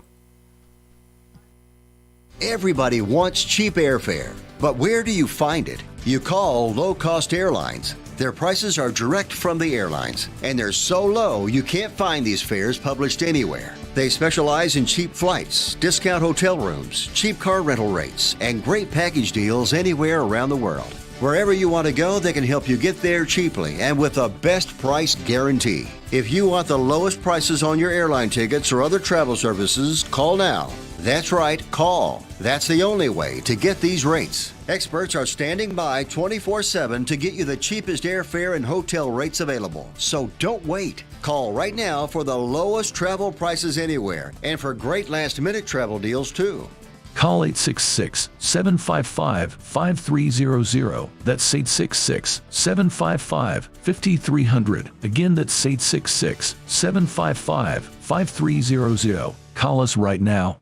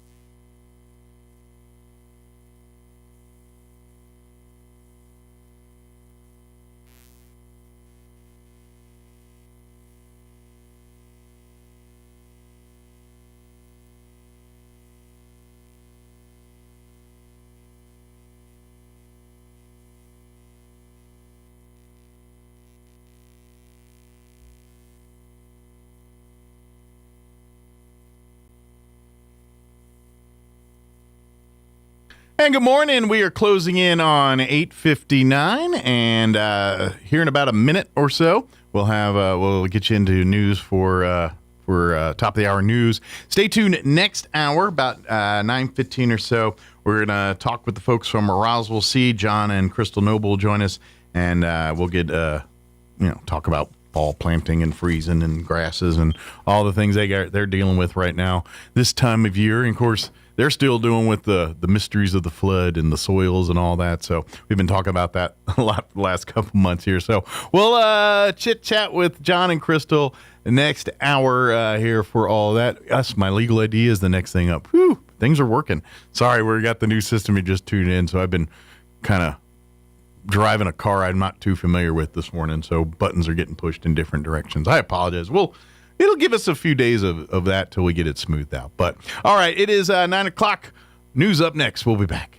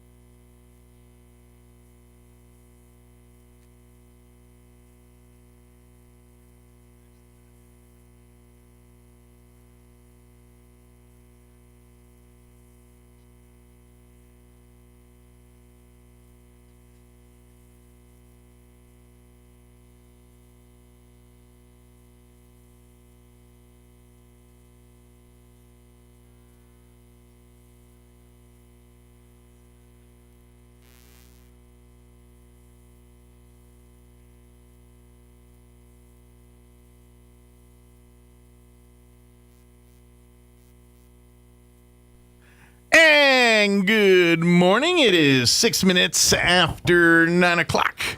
Welcome to hour number 3. Tres Inviernos. Of Mornings with Mike Winters, right here on 106.5 Roswell's Talk FM. Happy Monday, everybody.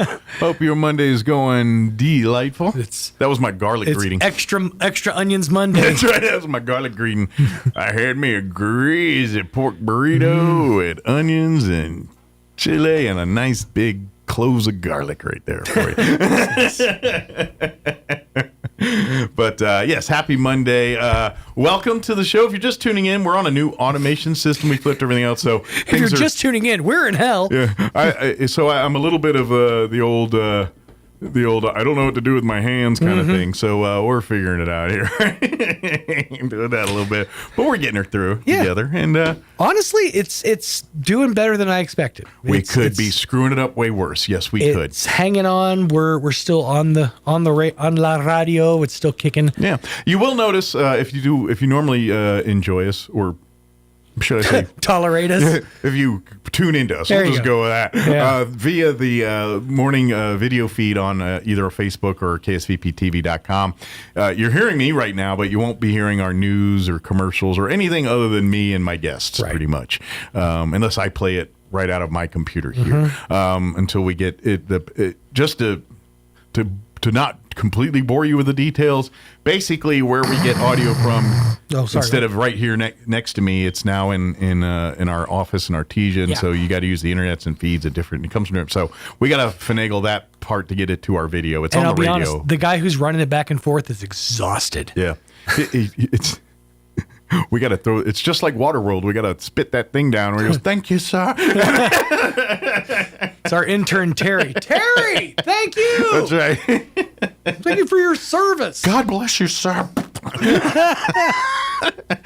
Sorry, that scene from Waterworld still gets me to this day. Where that old man just in that boat in the oil in the tanker and he spits that. Thank you, sir.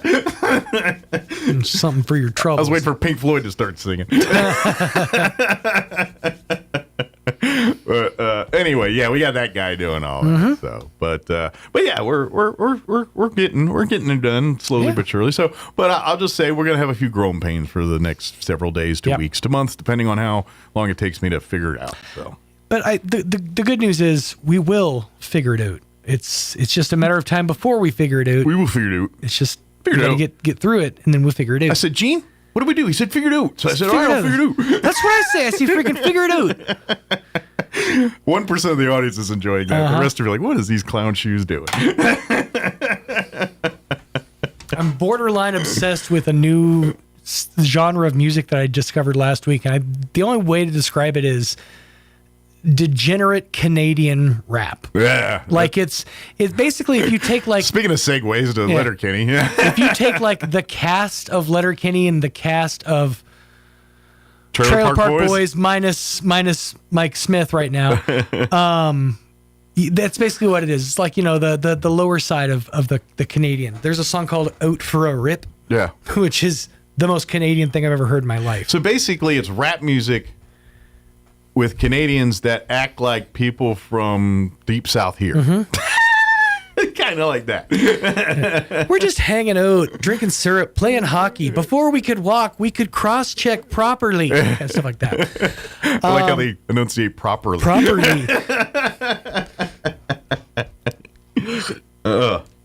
Just out for a rip, are you, bud? No, but did you hear this happened? This came out yesterday. I guess Mike Smith, there's some allegations coming out about him, Bubbles, from the Trailer Park Boys, for those who don't know. There's like 60 famous Mike Smiths, by the way. But this Mike Smith, I guess he's being accused of sexual assault from 2017 or 2018, essentially. So stories are starting to come out. So he's about to get which blacklisted, I'm guessing. A real bummer, because like the Trailer Park Boys just finished their 19th season. No, 13th season, I think is what they said. But they're in the process of trying to get it, post-production and get it put out. Okay. Put out. And all this stuff comes out about Mike Smith. I know, I can't you stop. can't even not it's do in it my now. head now. All this stuff starts coming out about Mike Smith, a.k.a. Bubbles, and now they're like, well, can we even put the season out? They're not worried sure. if there's going to be blowback from that. Yeah. My Because, I mean, the whole guess thing's in the is- can now. They can't. Well, that's what's going to, what's going to happen as well as I do. They're not going to start it now, and about a year from now, they'll re-release it after this quiets down a little Right. bit or whatever. Let's blow back on it, Kind of like, After things simmer down. kind of like if I don't know what y'all of you mean and think of it, kind of like what Fox News did to Mark Sanchez. Like, Yeah. we all saw the videos and we're like, dude, Sanchez is kind of, and rather than Fox doing it, it was like, hey, we're sorry, he's bad, and oh, by the way, it's going now. Drew Brees is here, everybody. Yeah, Look Drew over Brees. here. Yeah, Right. they kind of pulled that move. Yeah. He's like, look over here, everybody. We got somebody else famous. But at the end of the day, I want to see the Netflix special on what this Mark Sanchez, because there's going to be one. Oh, yeah, Maybe it's for not on sure. Netflix, maybe it's on Hulu or something, but it's going to be coming soon. Give me a year, and the whole Mark Sanchez, monster series or whatever it's going to be will show up next. By the way. It'll be done in Canada. Yeah, that's right. BBC Canada presents. Channel 4 Canada presents. From the makers of You Can't Do That on Television. Wow, they dug deep. And Tiger King.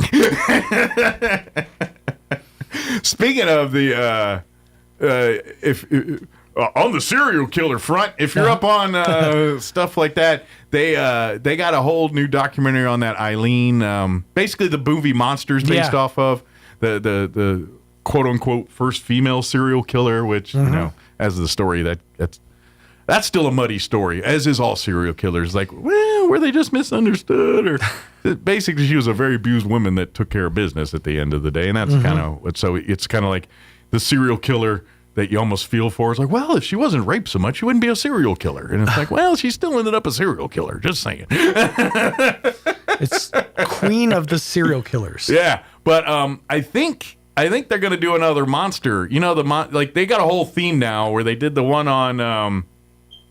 The first one was I think Ted Bundy or something.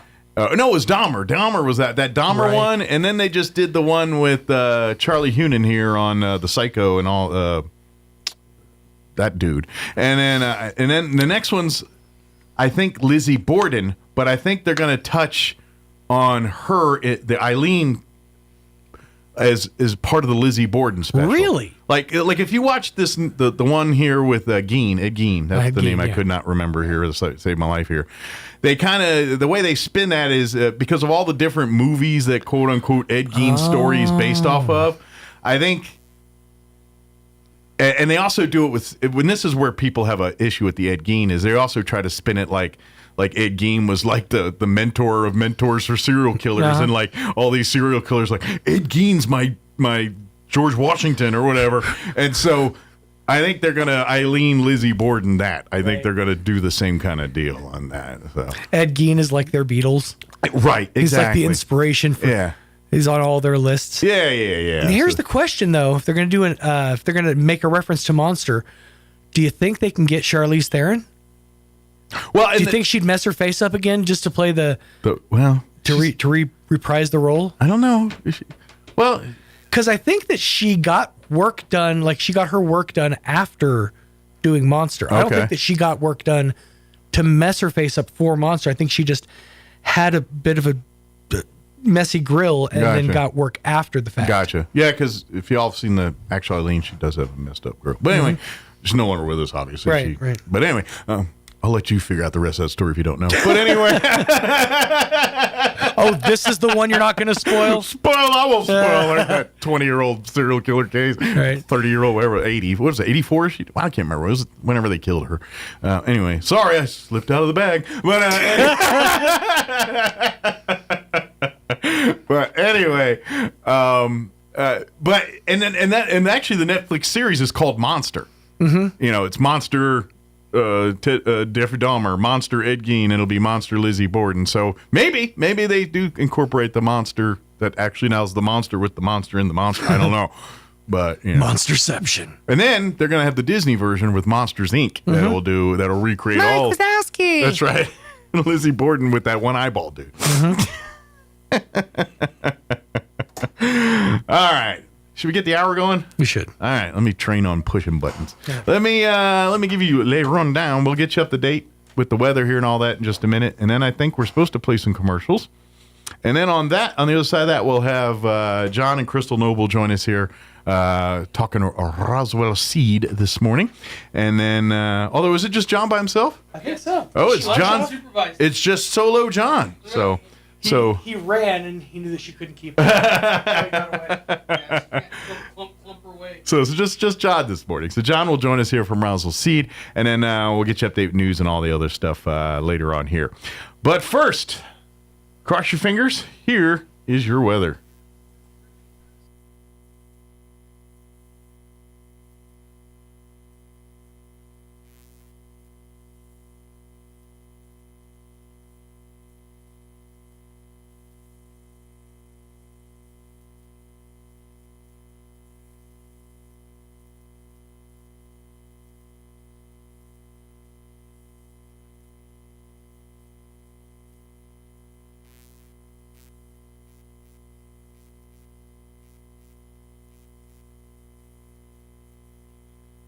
Thank you, Steve. Currently 47 degrees here in Roswell. Humidity is at, I didn't scroll up high enough. Humidity is at 33%. Winds currently out of the south at 13 miles per hour.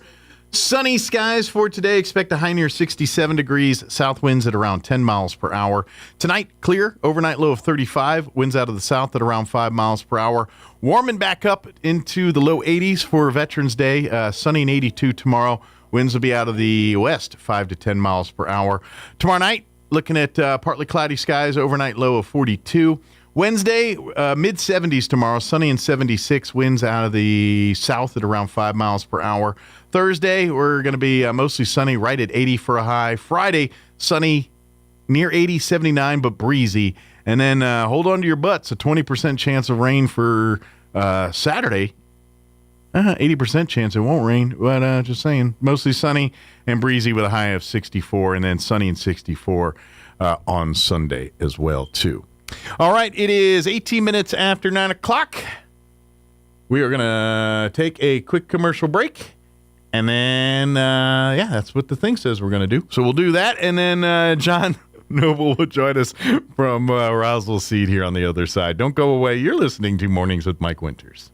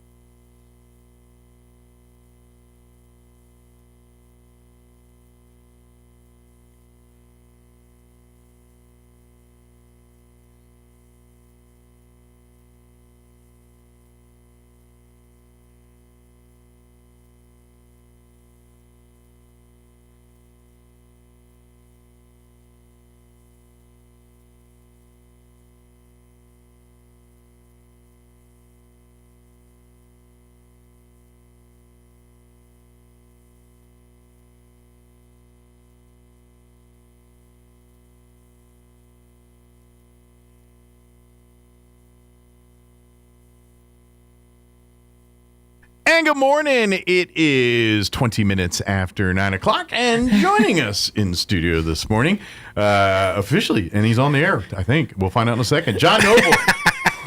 He's laughing. It's on the air. With Roswell Seed this morning. Morning, John. Good morning. All right.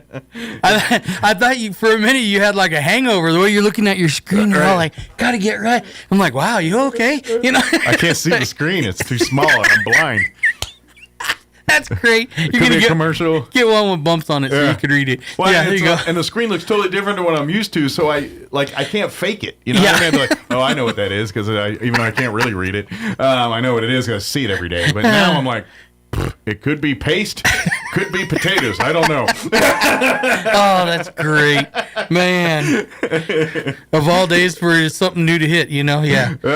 We'll learn together. Friends. Yeah. If this is my real voice on here or not, That's or, right. Yeah. But I will tell for folks, you're hearing us now, but until we get like some other things switched over, the video side, you're not hearing our commercials or news, or you're just hearing kind of dead air between our conversations. So okay. Just to warn you. Yeah. So, but on the radio, it just sounds like a normal radio show. Sparky hasn't figured that one out yet, or whoever it is. Yeah. So we're getting there. But I know you guys are kind of probably pretty busy, because anytime the seasons change, people just come in to whatever, whether it's a freeze issue, a planting issue, or various, weed or whatever the crap we get in fall, basically. Yeah. Everybody's coming in. We're, telling everybody, put your pre-emerges down. If you're planning on reseeding your lawn, don't put any pre-emerges down. Yeah. So we've had a couple of customers that came in. It's like, my grass isn't growing. It's like, really? And then you start listening. Well, I put this pre-emerge stuff down. It's like, oh, there's your problem. No. Yeah, it's not, and fortunately it's still unfortunate regardless, but we didn't sell it to them. They bought it at somewhere else. And then, of course the people there don't, this will work great. And it might, but if you try to throw lawn seed, it doesn't know the difference, man. It just kills everything. And this is why, and because I know I'm not an expert anything remotely when it comes to a yard or a garden or making things grow. I have absolutely zero knowledge base other than what, I put things in dirt, throw water, stuff comes out of the dirt. That's about all I know. You know? And I think most of us are in somewhere to that. They might have a few more knowledge than me. Maybe they're master chia pet growers or something. I don't know. But most of us don't know this stuff, and then we roll up and unless you are knowing this stuff, rolling up to big box stores to buy this kind of stuff is really a crapshoot, because you're just saying, I don't know, and that's why I say, if you don't know what you're doing, or if you think you know what you're doing, go to Roswell Seed first and say, hey, because this is that point. Where do you live? Where's it at? Oh, that part of town is heavy with clay or heavy with whatever. You need to compensate with this. And you're not going to learn that information at a box store. You're just not going to know it. And so that's why I say the less you know, or the better. Just go to Roswell Seed. Actually, I think in John's case, he'd rather have the people to know absolutely nothing before. And tell us it's like teaching golf. Yeah, you can't break the old habits and get them in same. And because now John's got to convince them that the old wives' tale that they heard is not legit. Yeah, and if you tell us the truth from the get-go, it helps a lot. Yeah. You're not going to get in trouble. You're not being put in timeout. We're not going to pull the flaming sword out on you or something. But it just helps us get to the problem situation a lot quicker. And yes. Mr. Gill is no longer the head of the ship, but the Roswell Seed Boys are still the Roswell Seed Boys. Yeah. And they've probably lit themselves on fire as many times as you have. So you're not going to be embarrassed by it. Like, I've had that happen. Yeah. Considering Except I did this on top of this. Yeah. Considering now, we got two guys that were in the Army, one guy that was in the Navy, me that was in the Marines. Yeah. So, you could pretty much, we've blown some stuff up in the store before. So you're not going to surprise them with your debauchery or screw up in this. Even the simplest of Mother Nature's honey, I imagine to blow that up. Beat that, So you're amongst company when you roll in. You're not, if you come in and say, well, I feel stupid, no, trust me. Yeah. You haven't blown up honey. Hold you're not my stupid. Beer. Let me show you stupid. Watch this one, And so, that was a fun one when we actually did. We blew the tops of the honey jars off.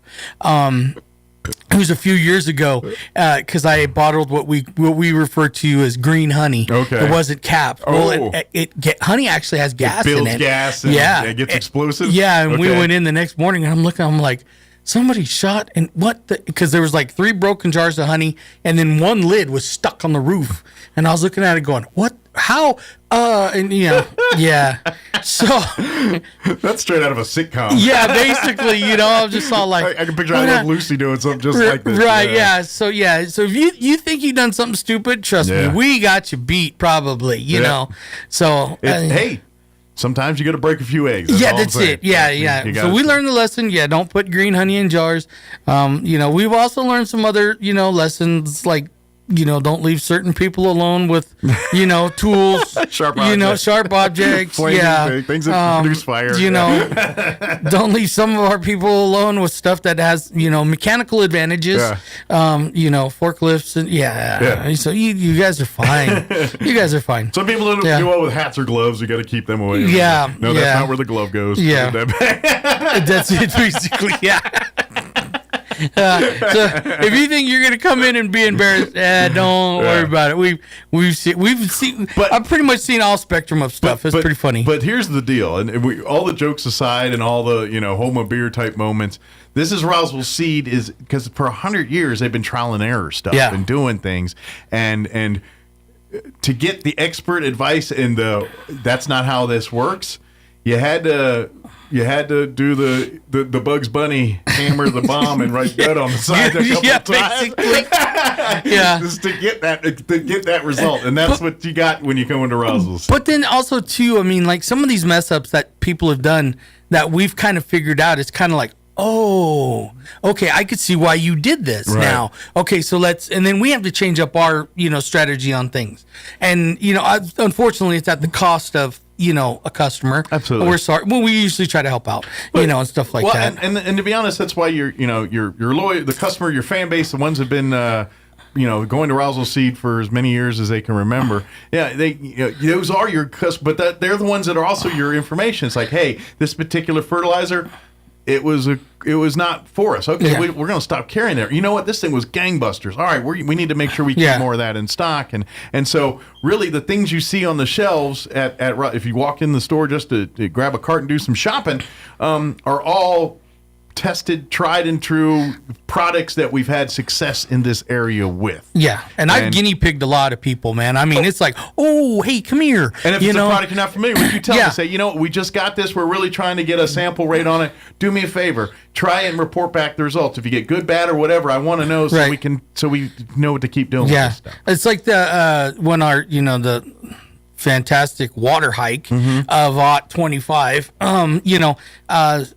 right before we were hearing the rumors of it happening to everybody inside the city and scrambling. It's like, what can we do to help out? Luckily, one of our salesmen come walking in. He's a soil salesman.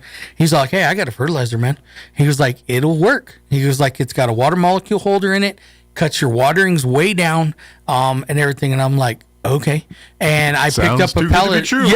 Picked up a pallet of it. I distributed it out to some of I call my guinea pigs. Hey, here, try this. We'll call them our test panel. It sounded more official. Our test subjects. And and these were, a couple of them were just customers. Some of them were landscaping guys. Okay. People that this is what they do for a living. Because it was funny, the old saying goes, a mechanic's vehicle never runs, a painter's house looks horrible. A chef's kitchen is usually the worst part. Yeah. So one of my landscaping guys, he's all like, my yard's a wreck. And he was like, I never have time to work on it, and one night he was cutting it with a headlamp, and so I was laughing, but I gave it to him. Then told him, here, try it. Let me see, your yard's kind of in distress. Yeah. And everything. And he was just all like, man, no, that stuff is amazing. Yeah. So we do, we try to help out, like absolutely the funguses that have been coming in because of the humidity. Sure. We brought in some chemical that would take care of it. Well, then when the flood hit, that brought something totally different. So now I brought in some stronger stuff. Sure. And that's where you guys study this stuff where the others don't. And it's that evolution. It's kind of like doctors, like if you're in an age practice. where Well, but if you're at an age now where you're seeing doctors and you're getting on pills and things, and sometimes you're like, okay, this pill I've been on for years is not as effective anymore. We need to try something. It's no different in this world when these floods happen and start introducing different minerals, different elements, different weeds, different whatever rolled in with that stuff. It's not jiving well with, and so okay, weed killer here. It was always tried and true, but now with this mutant type weeds or whatever, it's laughing at it. We got to evolve, and that's where you guys, where if you go to the big box store, they're like weed killer. Yeah. Yeah. It may do it. It may, and this is that other thing too. Is they maybe those are designed to be more napalm like. And you're like, look, I didn't want to burn the whole place down. I just wanted to kill some weed. Yeah, you know what I mean. And that's where you go to Roswell, see whether we need to go scorched earth or we go surgical on this. This is where you guys can talk. And it's not like don't get us wrong. It's not. We're not Jim Gill. We are not the know all. What I mean, I have outlets that I call, and I talk to. Hey, you this don't have is all a the experience in this brain. No, you have to go. Yeah, you have to source several brains to get it. But you do. Yeah, you have to remember Marine Corps brain. Yeah. Put your fist in it. Well, that's the best way. So, this is all military. Even the Marines teach us. Use the tools at hand to get the job exactly done. right. And I got some people on speed dial, man. I was like, hey, what's up? And they just kind of laugh. And then we get all the input from, our customers too. Yeah. And some of the old timers that still come in, that are still around. I mean, I sit them down. Here's a cup of coffee. Let's talk, And, hey, this is happening. Do you ever remember this? No. Oh, yeah, so-and-so. I remember hearing some. My uncle talk about it. And I got to be honest, more of life should be just like this. Yeah. I just going to say, I think we'd be a lot less angry, with a lot less people, a lot less problems in the world with what we're dealing with, if we maybe handled things more like this. Sat down and talked and figured out. Trust some old heads that may have done a thing or two. I do. I sponge big time, man. It's like, one of our customers, she's an old farm girl, and, she comes in, well, you need to try this, and if you cut yourself, you need to put this and this on it, and I'm like, I'm gonna walk around smelling like a bouquet. I don't, and she's all like, it'll heal, right? Okay, so it works. To be honest, you might make a friend. You're like, do I smell fresh flowers? Yeah, basically. No, it's me. We got some old timers that come in, is like, oh, you did this. Yeah, well, this is what we give our horses, and I take it too, and I'm like, huh? Yeah. Okay, well, you're like 85 and still in better shape than me, so I might listen. Yeah, To be honest, that's the beauty of Roswell Seed. It mixes the science and the stuff, with all the, the backings and the, Jim Gill had all the degrees and everything into it, and that's translating the business. But it's a that with a spoonful of just wise farmer tales and how to get stuff that will never be on a shelf somewhere, but it'll be in a farmer's almanac. You know what I mean? Yeah. And that's the type of stuff that Roswell Seed is, that mix of taking the best of science and the best of experience and putting it together to form a way to solve your problem or get the job done. Yep. And that's what that's about. Yeah, we take pond water mixed with Evian. It don't taste right, but I tell you what, you add something else into it, it tastes just perfect. And to be honest, that's farm life. That's farm and ranch life. That's military life. You adapt to what the resources you have to get the job done, and that's what Roswell Seed's been doing for 100 plus years, and will continue to do as long as it exists. Yep, so. And we try. I mean, we really do try. We give it our best all, but there's been some curveballs. Even for some of my people, there's been curveballs, and and then you can't go to Google. I understand a lot of people go to Google for a lot of stuff. We're just not Google friendly here as far as like our ground. Sure. Because one person might say, well, yeah, my ground is really, really alkaline. Yeah. Okay, well, they're on the probably north or southeast of town. People that are over on the west, they're like, oh, my ground's really, really acidic. Well, okay, you're on the west end of Absolutely. town, and if you type in Chavez County, I need blah, blah, blah, it's just going to give you the overall of, and if you don't spell Chavez right, it'll give you, the Chavez County, over in the Z instead of the S. I forgot where that's at. I think it's in over in I'm guessing there's probably 2 or 3 Chavez counties with a Z floating around. It's kind of like the Carlsbad. How many Carlsbads are Artesias or Roswells for that matter? Yeah, we get a lot of stuff for Roswell, Georgia. Yeah, so it's like, oh, cool, thanks. Yeah, but there's also an Artesia, California, and a Carlsbad, California. That's well, you would know. You're from California. I ain't telling you. Hey, did you know, John? Yeah. Oh, I love it when people do that. Oh, you're from where? Oh, do you know so and so? Of course I do. Oh, yeah, I know exactly who that is. You know. Oh, yeah, Right. yeah. But that's really what. And so, you know what I would say? Google is, if you know absolutely nothing about a subject and you want to get a cursory knowledge of it, that's where Google comes in. Right. But if the devil's in the details, and like you said, you know, unless you know the details, you can Google. But if you don't know what you're looking for, you don't know what you're looking for, and you can't possibly know that unless you know. Like, how do you know? Like, I would never. Like, I'm going to type in Google. How do I get grass to grow in my yard? They're not going to know alkaline levels or the pH, whatever big words that's in there. Yeah. You're never going to do it, and that's where you guys come in. You know, if you want to, make whole, put seed in whole. I mean, you can learn all that on Google. Yeah. But okay, then what? What do you mix it? What do you feed it? What do you do to? You know, it's a living thing, just like a dog or a cat or a human body. You got to put the right things in it to make it do what you want it to do. Yeah. And a lot of us, we got to see it.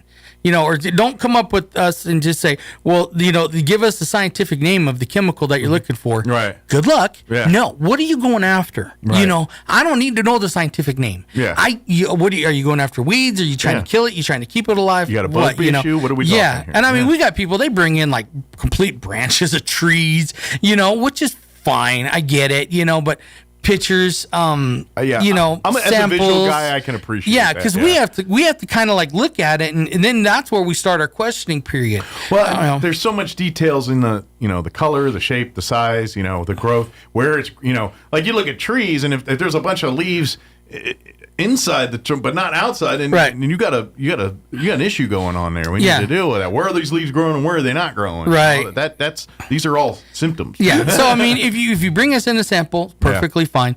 If you want to take a picture of it, yeah, it's great too. Go ahead. I could say in my time, I've seen some pretty interesting birthday suits. I've seen some tattoos, and I've seen some things that probably aren't real. They were before AI. You know. Because of where I am in my age and what I root for, I call it the Chris Cooley moment. And the reason I call it the Chris Cooley moment, if y'all remember, Chris Cooley was the tight end for the Washington Redskins back in early 2000s, late 90s, yeah. that period of time. And of course, towards the twilight of his career was kind of in the beginning of the social media, and I mean, we weren't to where you are today, but you know, it wasn't uncommon for you to be in touch with celebrities, and they put pictures on Twitter or whatever and do their thing. Well, Chris Cooley was an avid potter. He does pot. Matter of fact, as a retired, I think you can go online and see his artwork and all that stuff. Right. He sells pottery, but he was always into pottery, and so he would take pictures of his pottery and share it online. Well, apparently one day he was taking pictures of his pottery in the buff, and there was reflective things, and we all saw a lot more Chris Cooley than we see of him on Sunday. So I call it the Chris Cooley moment. Yeah, yeah. I've had several. You know, I understand. It's embarrassing to most people. You know, it's not embarrassing to some people. Sure. But you know, I still, you know, I'm like, that's a really nice tattoo. You know, they're just sitting there just red, and it's just all like, hey, you know, it's okay. Don't worry about it. You know, the one that I've had it done. I've seen it done to other people.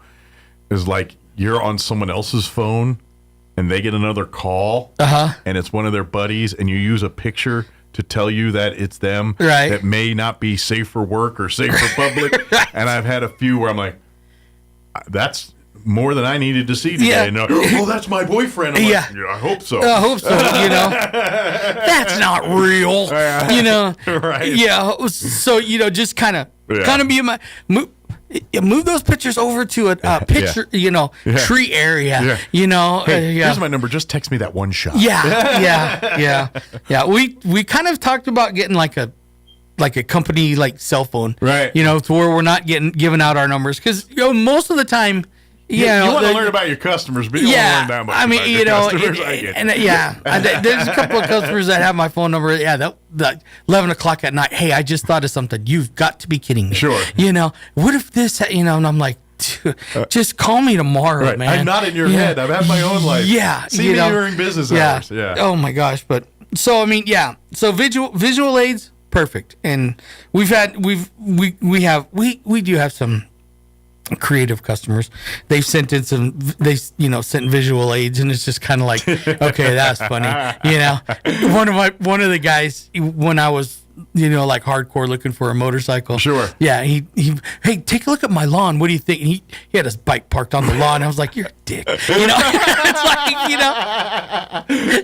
yeah. And that's a salesman. Yeah, right there. And I'm like, that's that. I gotta be honest, that's advanced level salesman. Yeah, right there. real funny. And I gotta give him kudos. Yeah, and then you get to.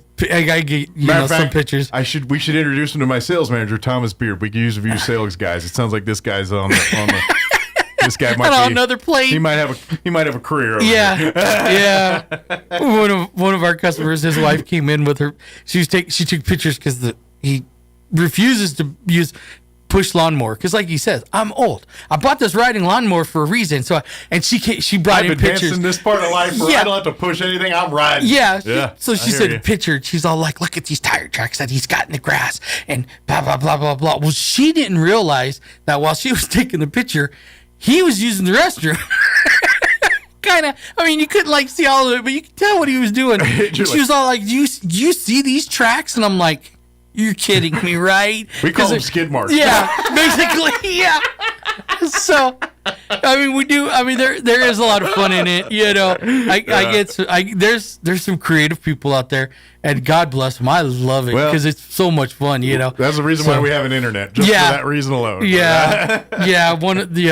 Oh yeah. But yeah, if you come down, bring some visuals. We can usually pinpoint, get close to, or if not, that at least gives us something to start off with on our adventure to search and find. Every time, especially when you get handed a mystery, just like it's no different than a police case or a doctor trying to solve all right, we got to take. All right, let's take the common variables. And let's see, and it's like troubleshooting anything else. When the IT guys, your computer's not working, he's going back to what was working and working from there. It's kind of the same deal with you guys. Like, basically. Okay, before it was having this problem, what was the ingredients? What was going on? What's changed since then? What are we talking about here? And whether it's an environmental change or a care change or whatever it is, we got to figure that out. And 9 times out of 10, that's usually where your problem is. Yeah, basically. If you start from the simplest and work to the hardest, it's usually the easiest way. Yeah. And we're pretty simple. So yeah. And that's just it's high tech in backcountry. You know what I mean? Yeah. It's country wisdom with high tech knowledge, if that makes sense. We can unplug the computer for 30 seconds and then plug it back in. That's about it. But it's like they're doctors that sound like people from Deliverance. Yeah. Just kidding. I'm trying to be joking. I was like, ooh, that's harsh. Yeah. I was like, I didn't mean to go that far. You got a purty tree, boy. It'd be like, I'm not that guy. Got a brain aneurysm right there. All you gotta do is get to the end of the and go over there. You if somebody comes walking in my store playing a banjo, I'm sending them to you. I swear. Yeah, sorry, that was a deep cut. Oh no. But changing gears here. As far as what should as far as like say grass and stuff. What's the type, right now? What's just good general? Hey, this is the time you to be thinking about this. Right now, most people are going to be putting down any of your fescue or rylon seed if you're overseeding, or if you plan on planting. If you plan on planting, you better get it in pretty quick. If you're overseeding, you got a little bit of time. Gotcha. This is where waterings are going to start getting cut way back because we're going into winter. If you have a Bermuda lawn, it's pretty much probably already brown. Kind of hibernate now. Hibernate now. So stop watering. Everybody always comes in and asks, no, don't water your Bermuda lawn. It's a waste dormant. Of water. Yeah, it's dormant. Yeah, it's a waste of water. It's kind of like your chia pet. It died, and then maybe not your chia pet, but it's kind of like your crops. They die, and then they come back. They'll come back in the fall or spring. As soon as the ground temperature starts warming up, it'll start perking up. Yep. You could start your pre-emerges now. If you don't plan on overseeding or reseeding, you could go ahead and put your pre-emerges in now if you want. A lot of people, they come in. When do I fertilize pecan trees? Generally, you fertilize pecan trees after you pick your your nuts up. Okay. So after you harvest, then it's time to then fertilize. go ahead and fertilize right after that. Okay. You don't want to be. You can put fertilizer on your lawns now if you want. We're not freezing yet, so it's still okay. So as long as it's before the freeze. Yeah, you don't want the nights freezing because then it'll do damage. I know we got down to like 35 and 33. I don't know if we've hit actual freezing yet. Supposedly we did. We got. Yeah. Okay. Yeah. I'm gonna guess parts of the county probably did, and parts have not yet. Right. And that's what that's probably the safe answer is, depending on where if you're in a low-lying area or a place that's got a lot of winds or a lot of exposure, you probably hit below freezing. Yeah. But if you're tucked in a little valley somewhere, you probably had a pocket of warmth that just hasn't quite hit you or lucky. Yeah, exactly. Yeah. You know? So that's what you're looking at now. We're completely out of honey. Don't ask. Sorry, honey. We're done. Yep, sorry. Yeah, that went bye-bye.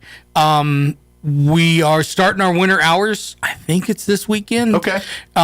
We're basically going to be closed from now on Saturday and Sunday. Yeah. The back will still be operating because we still got a lot of farm seed we still got to clean. Well, and if you got arrangements made during the week to pick up on Saturday or Sunday, that'll still be. That'll be okay. As far as actual regular store hours, right?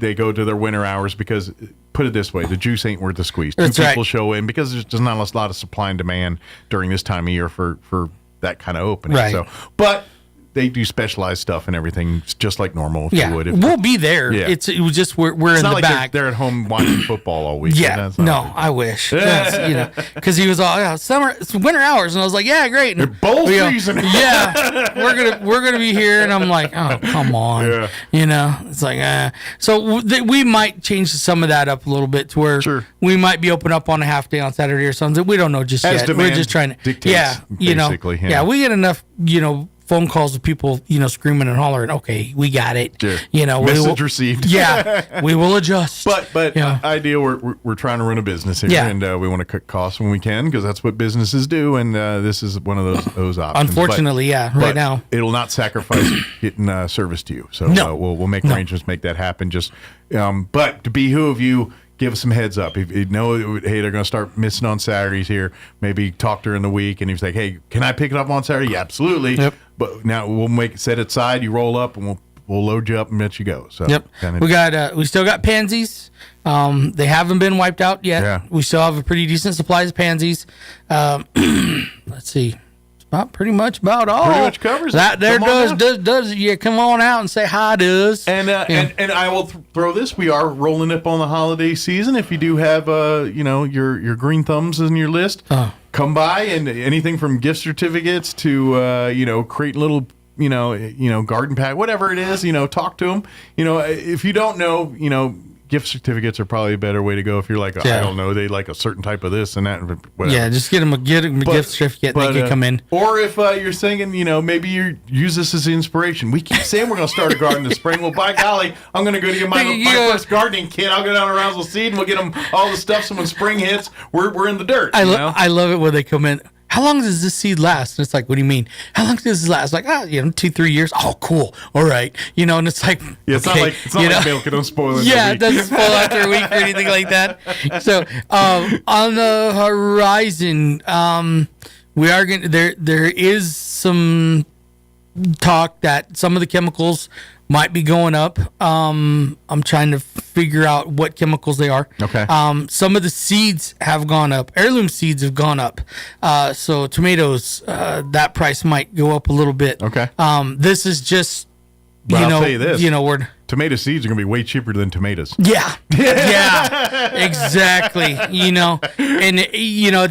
Some of these heirloom seeds are getting pretty expensive, and it's like, hey, but this is just stuff that I'm reading into, crop reports and various other things and stuff like that. So be on the lookout. Yeah. So if you come in and it's a little higher than you expect, it's just the nature of the world. Just the nature right of the now. beast, unfortunately. What goes up does come down at some point, but just may not be. It needs to hurry the heck up. That's for sure. I've been waiting for a while. Yeah, so have I. Good deal. It's like ay. Of course, come on by. Roswell Seed's been the same place it's been for 100 years, right here downtown. Come on by. Like I said, be on the lookout here pretty quick. We're going to be going to the winter hours. So Saturdays and Sundays. We're closing half day today. Okay. Marine Corps birthday today. All right. So Hoorah. hoorah. Yeah. Nope. I'm working till Semper 12. I'm working till 12. That's it. I'm out of there. And then we will be closed on Veterans Day on Tuesday. Yes. And then after that, we're back to open. And I think we start winter hours this weekend. Are you doing restaurant crawl tomorrow? I don't know. I might try it. Yeah. I'm in good shape now. Yeah.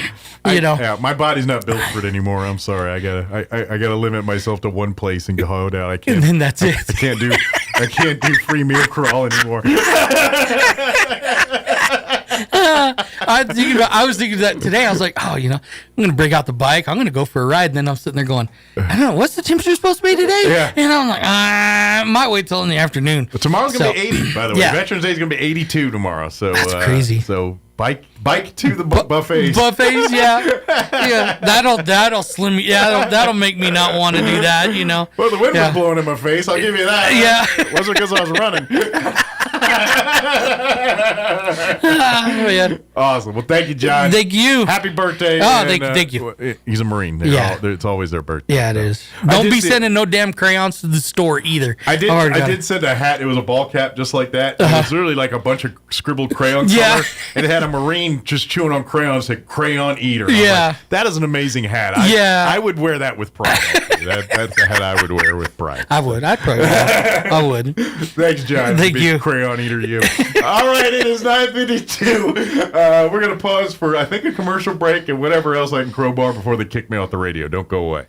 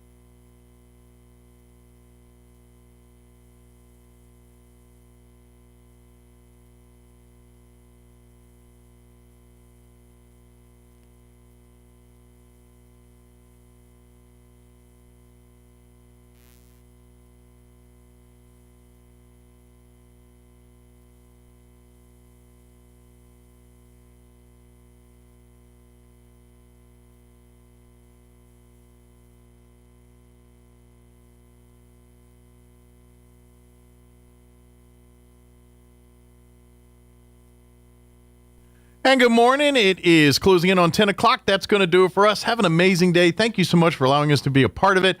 We will be back bright and early, 7 a.m. tomorrow. Till then, take care.